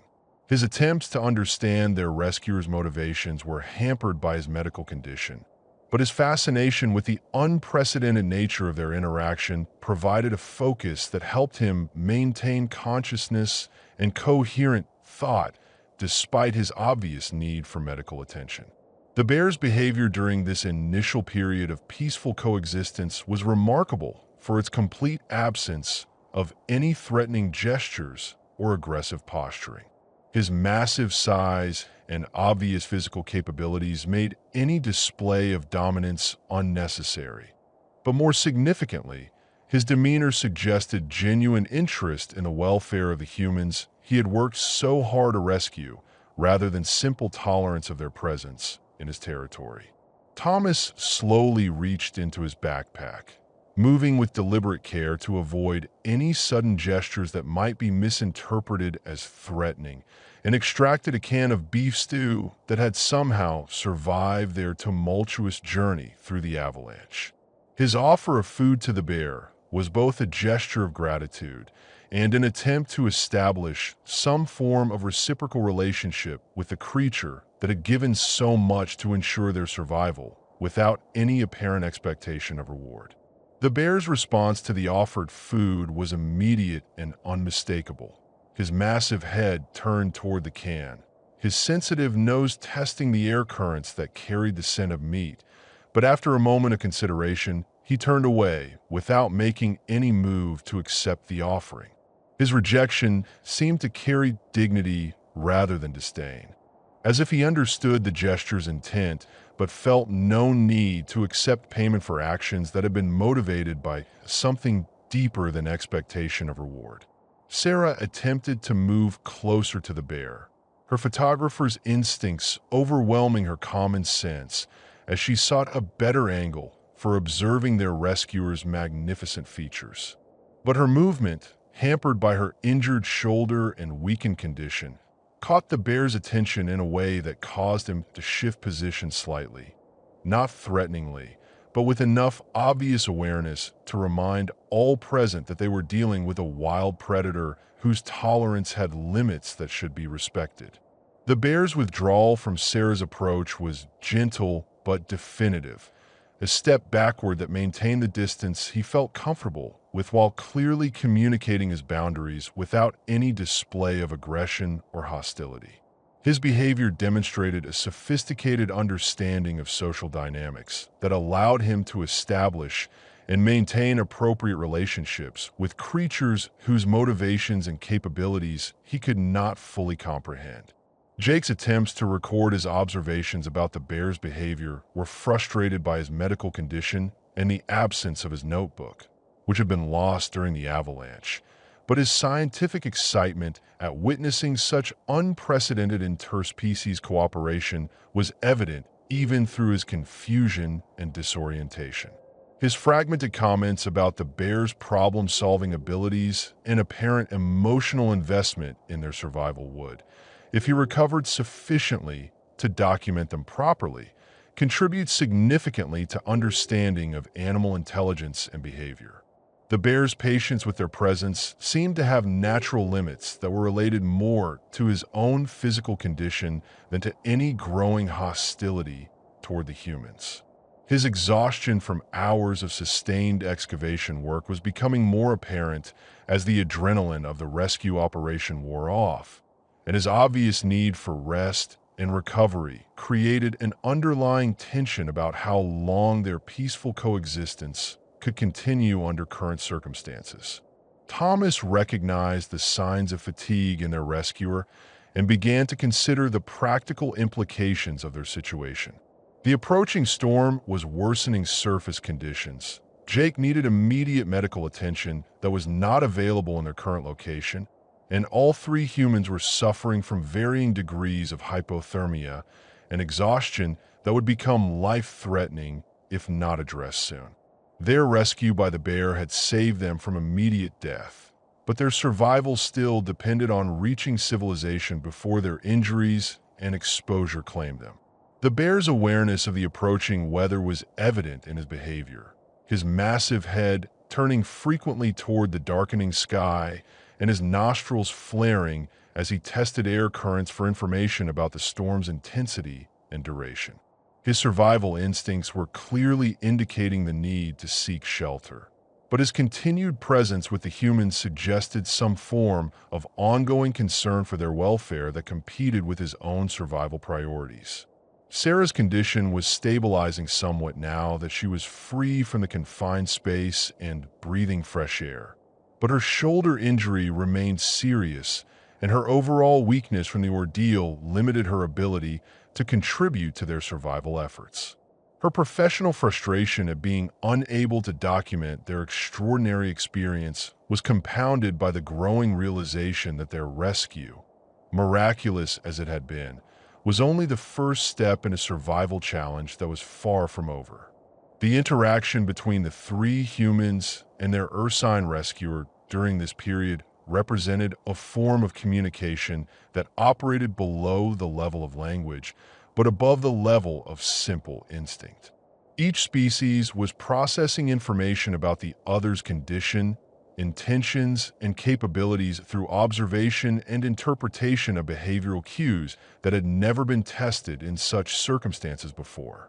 Jake's deteriorating condition added urgency to their situation that was apparent to all observers, including the bear, whose occasional glances toward the injured young man suggested awareness that time was becoming a critical factor in their collective survival.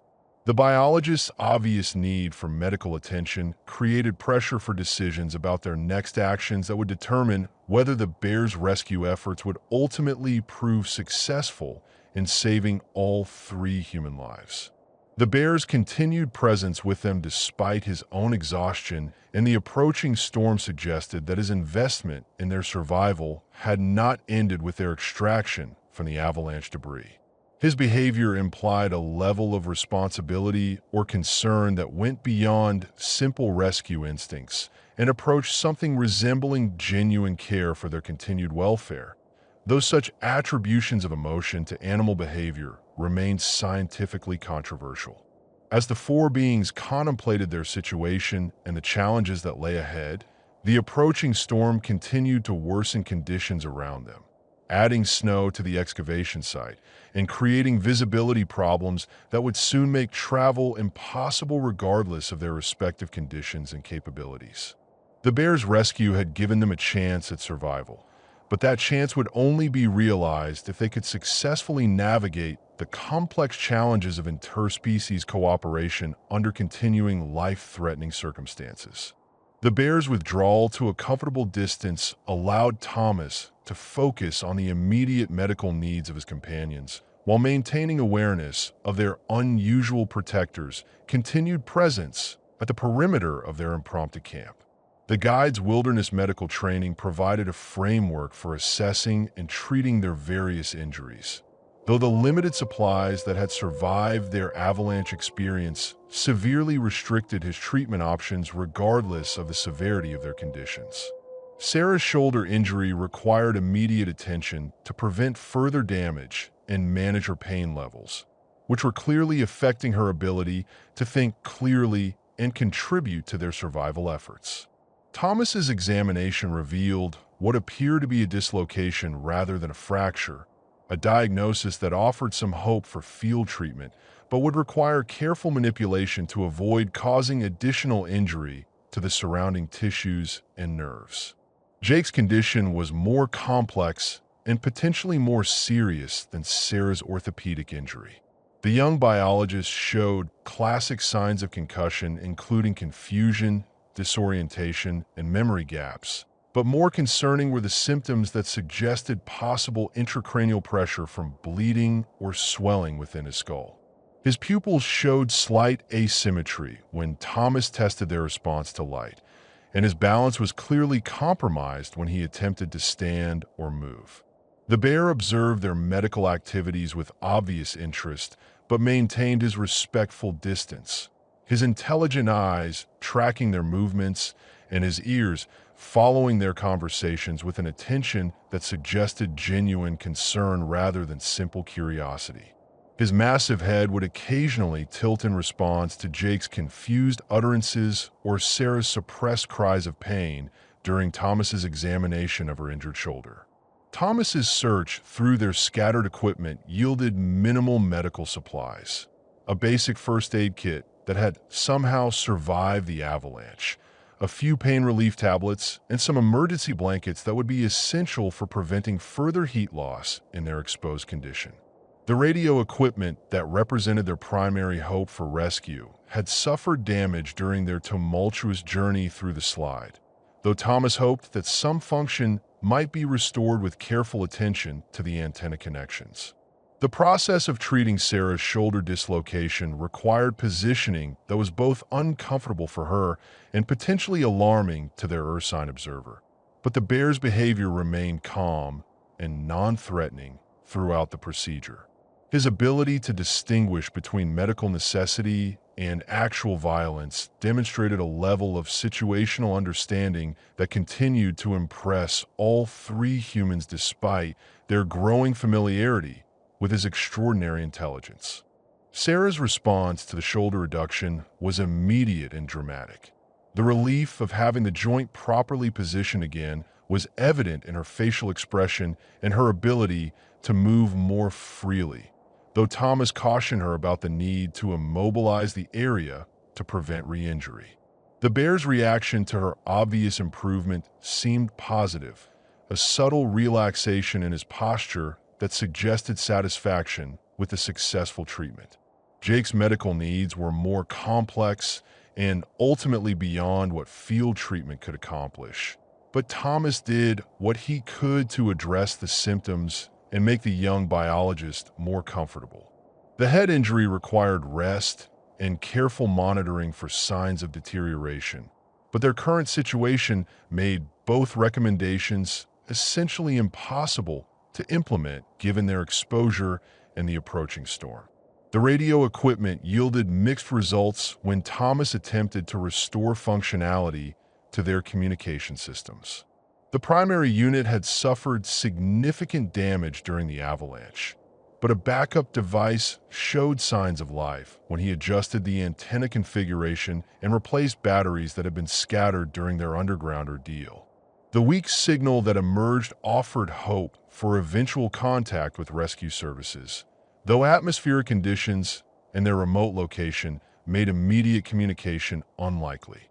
The bear's reaction to the radio's electronic sounds was notable for its complete absence of fear or aggression. Most wild animals would have been startled or threatened by unfamiliar artificial noises, but their rescuers seemed to understand that the device represented an important tool for human survival rather than a potential threat to his own safety. His calm acceptance of their technology demonstrated yet another aspect of his remarkable adaptability and intelligence. Thomas's attempts to establish radio contact were hampered by atmospheric interference from the approaching storm, but he managed to achieve brief communication with a distant station that confirmed their approximate location and the severity of weather conditions throughout the region. The rescue coordinator's response indicated that immediate helicopter extraction was impossible due to the storm, but that ground teams would be dispatched as soon as conditions permitted. The information about delayed rescue created a new set of challenges for their survival strategy. They would need to maintain body temperature and basic life support for potentially several days while waiting for professional help to reach their remote location. Their current exposure to the elements made such extended survival questionable, particularly given Jake's serious medical condition and the continued deterioration of weather conditions. Sarah's improved mobility after her shoulder treatment allowed her to assist with basic survival tasks. Though her overall condition remained weakened by their ordeal and her range of motion was limited by the need to protect her injured joint. Her photographer's training had included survival courses that provided some relevant knowledge, but she had never been tested by conditions as severe as their current situation presented.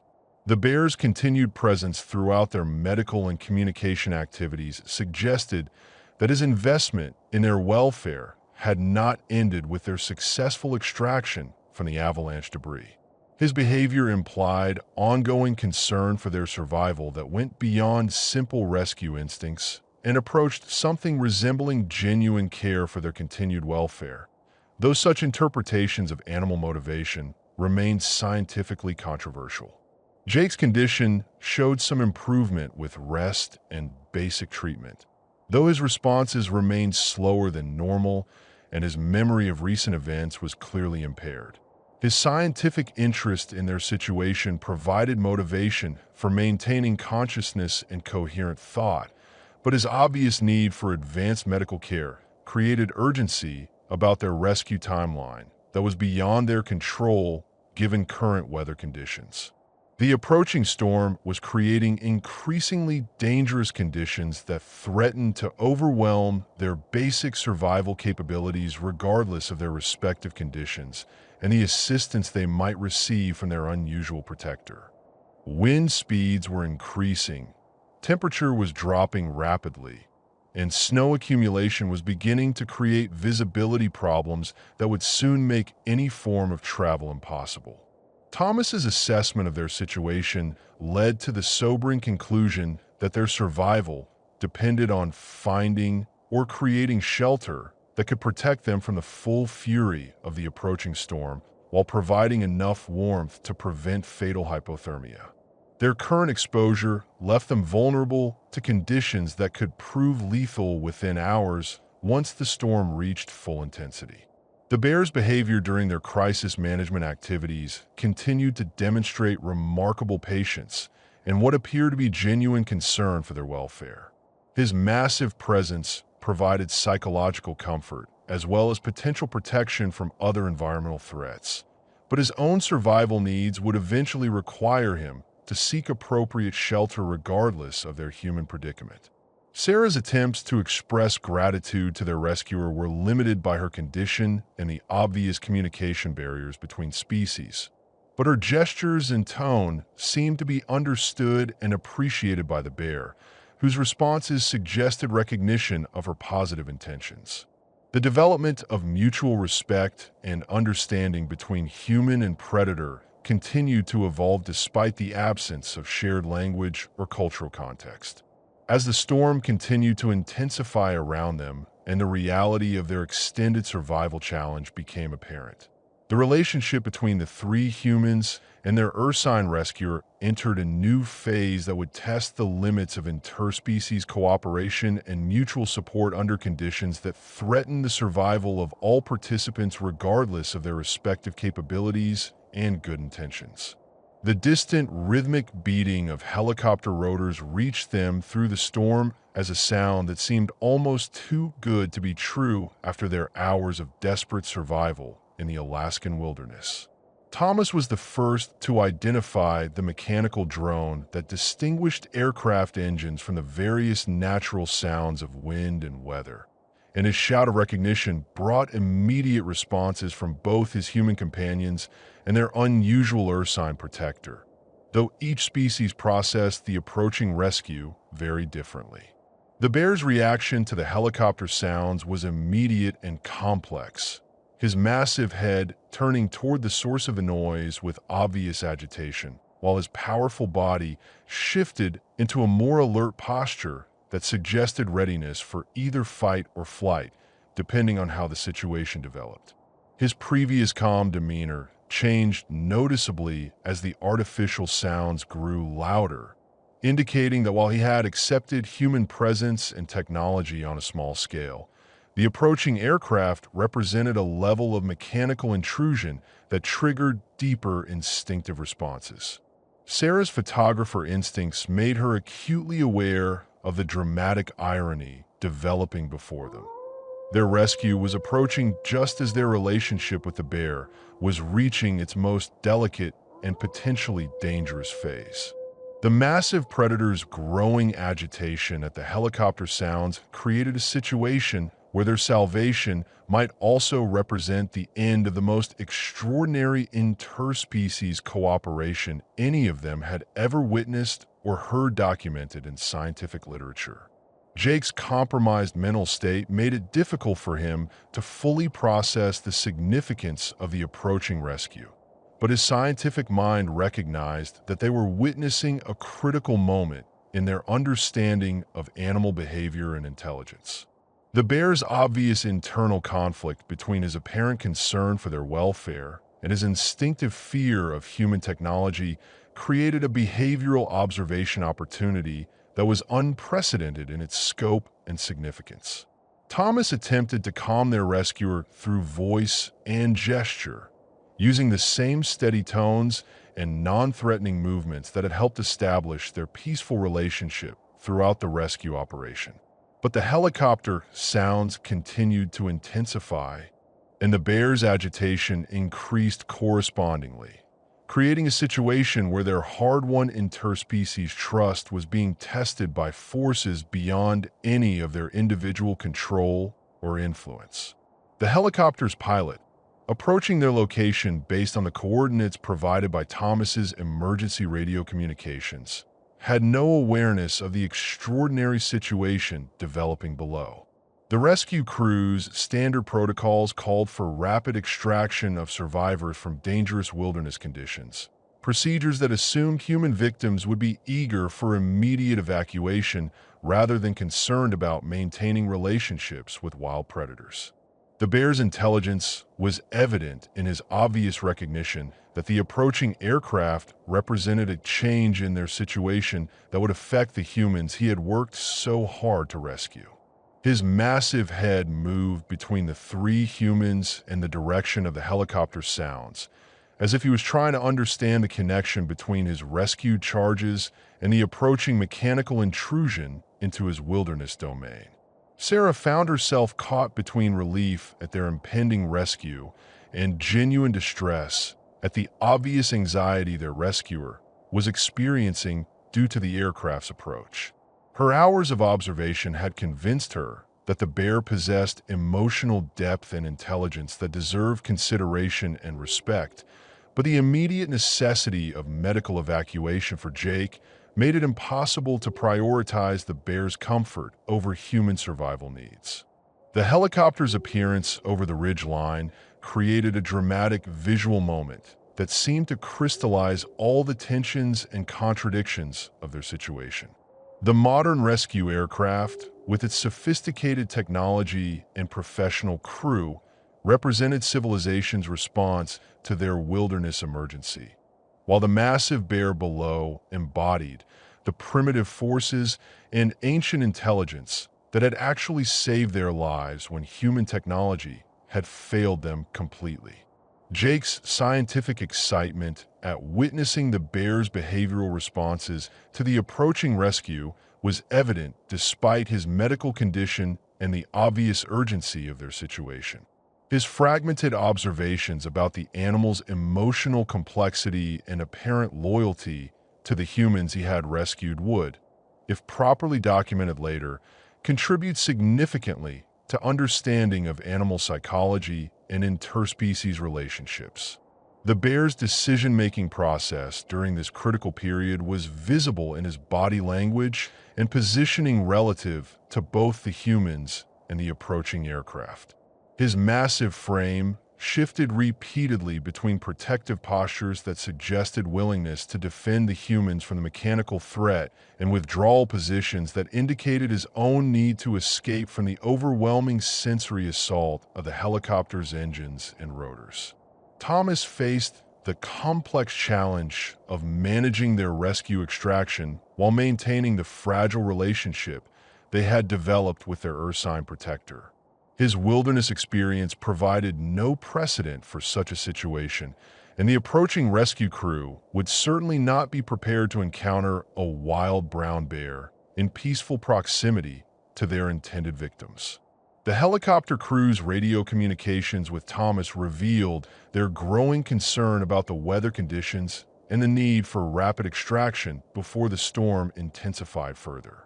Their professional urgency created additional pressure on an already complex situation where the humans' gratitude toward their rescuer competed with their desperate need for medical attention and return to civilization. Sarah's attempts to communicate reassurance to the bear through gesture and voice were hampered by the increasing noise from the approaching aircraft and the obvious impossibility of explaining to a wild animal that the mechanical intrusion represented rescue rather than threat. Her photographers continued to catalog every detail of the bear's responses, storing images that would remain vivid throughout her life, even though she lacked equipment to capture them professionally. The bear's loyalty to the humans he had rescued was tested by his increasing discomfort with the helicopter's presence, creating an internal conflict between his apparent emotional investment in their welfare and his instinctive need to retreat from overwhelming technological intrusion. His massive head continued to turn between the humans and the aircraft, as if seeking some form of guidance or reassurance about how to respond to this unprecedented situation. Jake's condition was deteriorating enough to make immediate evacuation essential regardless of the impact on their relationship with their rescuer. But his scientific mind continued to process observations about the bear's behavioral complexity and emotional responses. The young biologist's recognition that they were witnessing unprecedented interspecies cooperation under stress provided motivation for maintaining consciousness despite his obvious medical needs. The helicopter's final approach created a crescendo of mechanical noise and visual disruption that overwhelmed the natural environment and triggered the bear's final decision about whether to stay with the humans or retreat to the safety of the wilderness.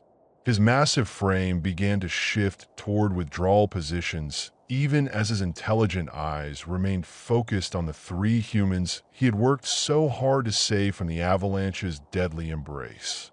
Thomas realized that their rescue was also representing the end of their extraordinary relationship with one of nature's most magnificent predators, and his voice carried genuine regret as he attempted to express gratitude that transcended language barriers while accepting the inevitable separation that civilization's arrival would bring to their unprecedented wilderness cooperation. As the helicopter settled into position for their evacuation and the rescue crew prepared for rapid extraction procedures, the four beings who had shared such an extraordinary survival experience found themselves facing the moment when their interspecies collaboration would end and their respective worlds would reclaim them according to the natural order that their brief partnership had so remarkably transcended. The rescue crew's professional efficiency was immediately apparent as they deployed from the helicopter with the practiced coordination of people who had performed similar extractions countless times under dangerous conditions.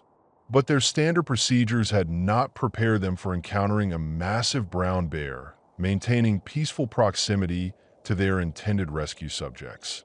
And the lead medic's startled expression when he saw their situation was visible even through his protective gear and professional composure. Thomas took immediate responsibility for managing the complex dynamics of their extraction, his voice carrying authority and calm as he explained to the rescue team that the bear had been instrumental in their survival and should be treated with respect rather than as a threat to be eliminated or driven away. His wilderness credentials and obvious leadership of the survivor group gave weight to his instructions, though the rescue crew's training made them instinctively wary of such close contact with a large predator. The bear's response to the arrival of additional humans was notably different from his acceptance of the three people he had rescued. His massive frame tensed as the rescue crew approached, and his intelligent eyes tracked their movements with obvious wariness that suggested his tolerance for human contact had very specific limits related to the individuals he had chosen to help rather than extending to humans in general. Sarah found herself serving as an interpreter between two very different forms of human understanding. The rescue crew's professional protocols that treated the bear as a dangerous wildlife encounter to be managed, and her own developing appreciation for their rescuers' intelligence and emotional investment in their welfare. Her photographer's perspective had taught her to observe and understand animal behavior in ways that emergency responders were never trained to consider. Jake's medical evacuation took priority over all other considerations. His deteriorating condition, making immediate helicopter transport essential regardless of the impact on their relationship with the bear or the crew's comfort with the unusual circumstances.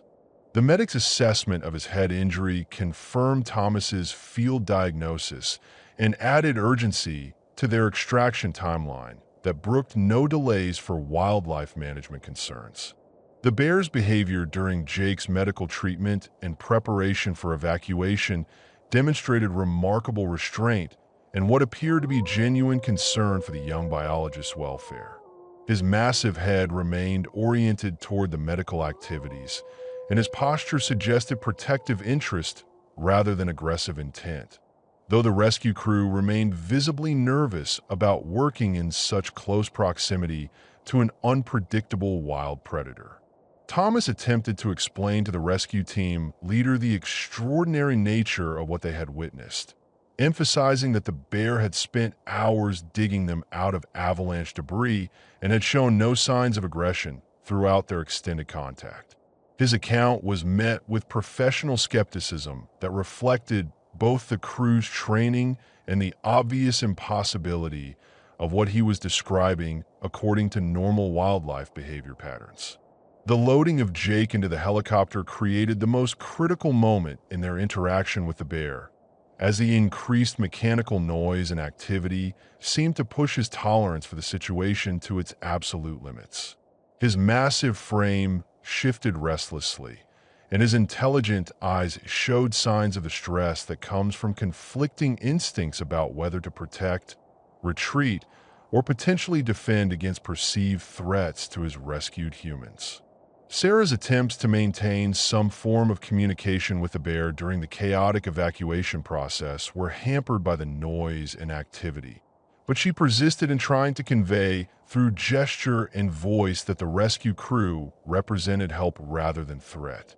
Her photographer's instincts captured every detail of the bear's responses, storing memories that would provide material for a lifetime of reflection on the complexity of animal intelligence and emotion.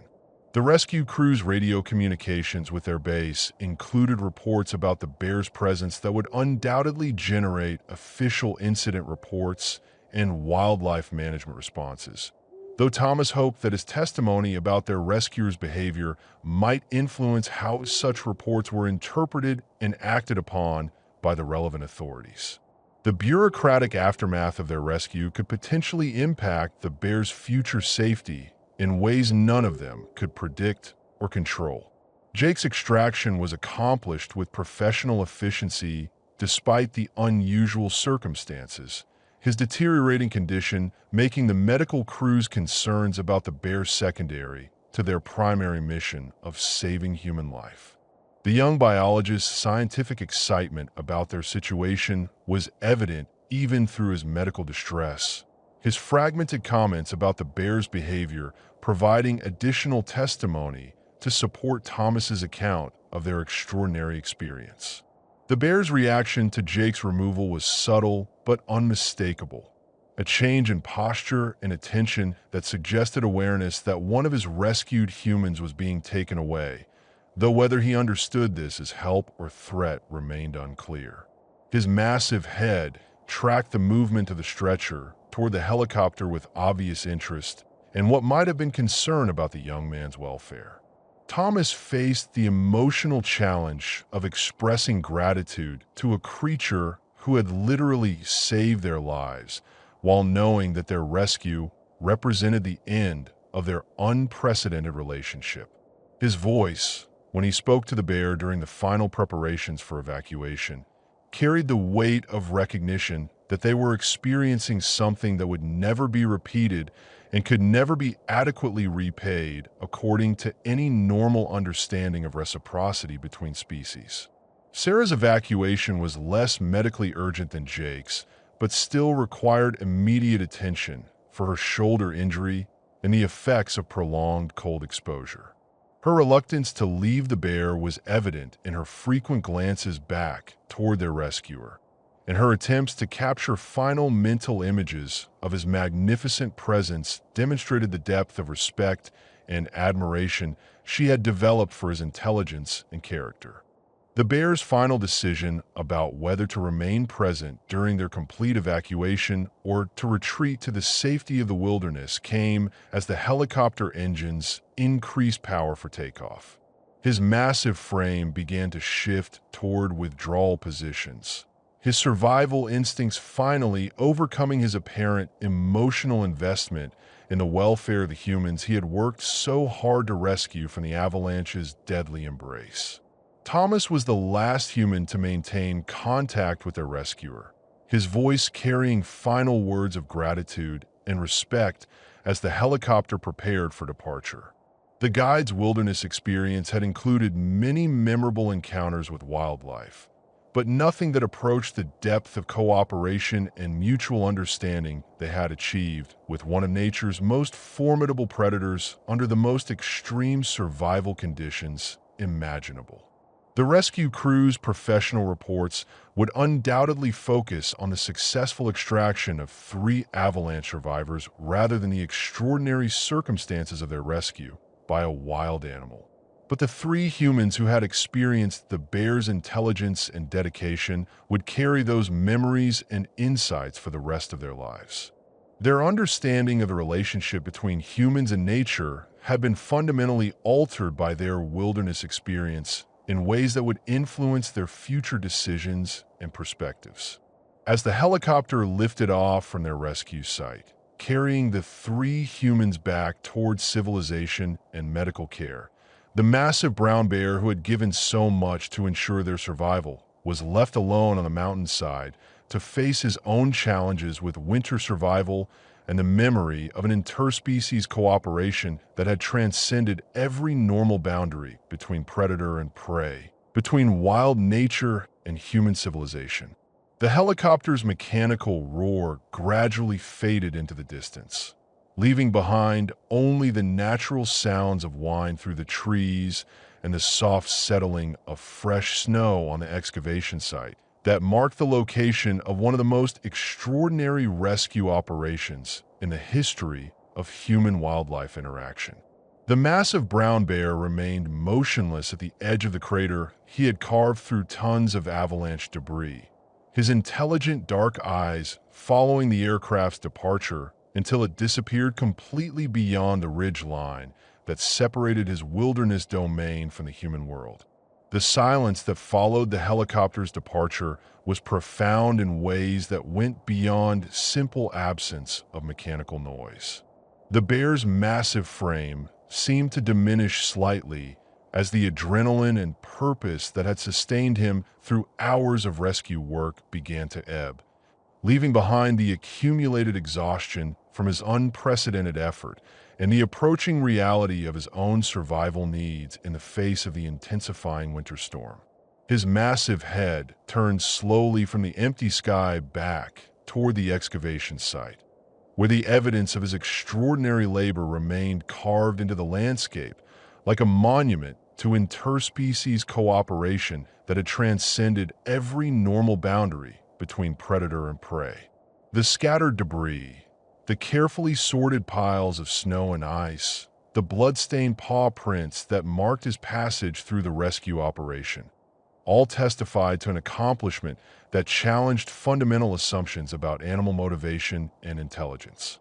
The bear's cognitive processes during this period of solitary reflection operated through channels that human science was only beginning to understand, but his behavior suggested complex emotional responses to the experience he had just completed. His massive frame remained oriented toward the excavation site for long minutes, as if he was processing memories of the human voices that had called to him from beneath the snow and his own decision to respond to their distress with sustained effort that had cost him dearly in terms of energy and time. The approaching storm was creating conditions that demanded immediate attention to his own survival needs. But the bear seemed reluctant to leave the site where he had invested so much effort in preserving human life. His sensitive nose tested the air currents for any remaining traces of the people he had rescued, while his exceptional hearing monitored the wilderness around him for any sounds that might indicate their return or the presence of other potential threats or opportunities.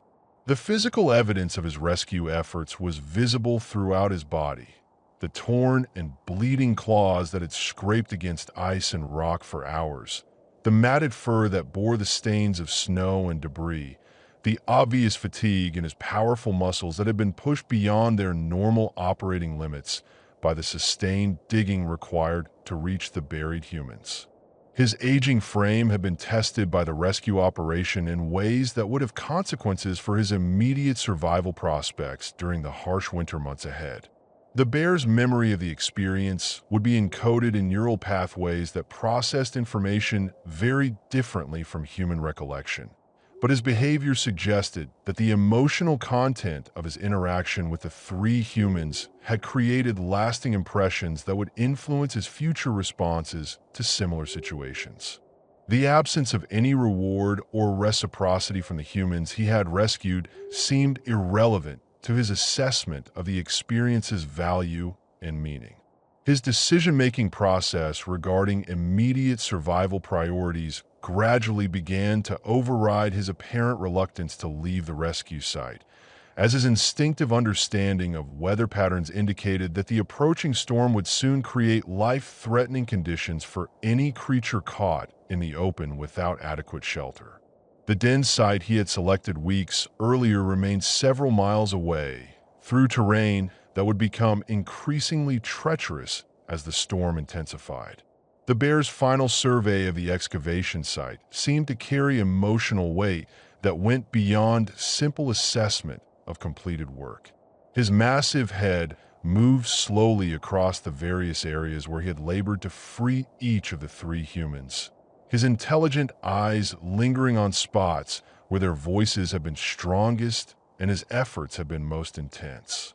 The memory of their gratitude and obvious respect for his efforts provided psychological satisfaction that had no equivalent in his normal experience of interspecies relationships.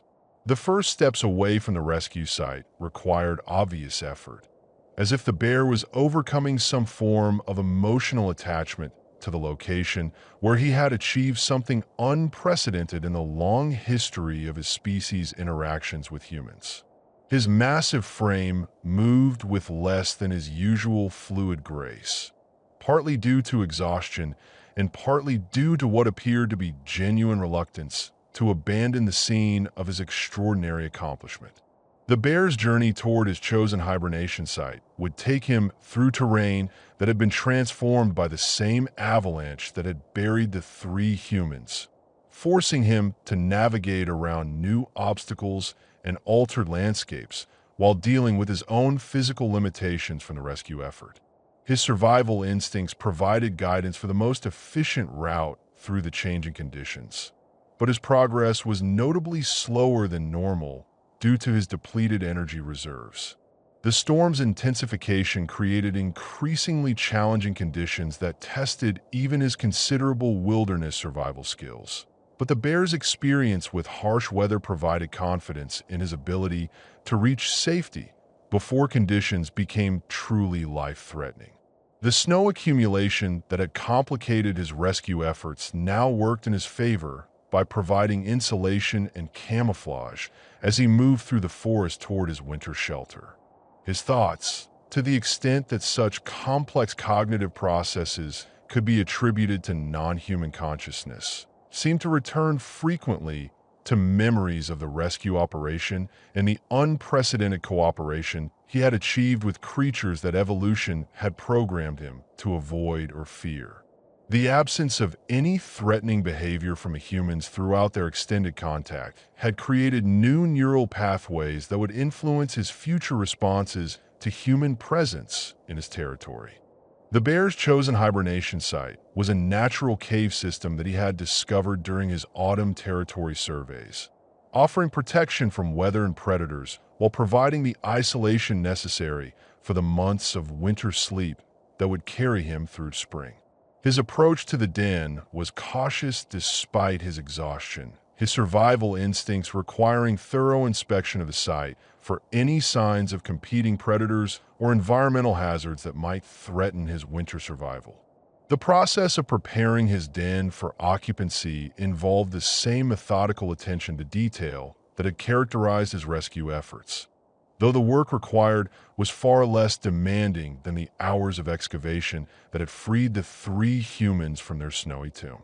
His massive claws, still bearing the evidence of his rescue work, scraped and arranged bedding materials with careful precision that would determine his comfort and safety throughout the hibernation period.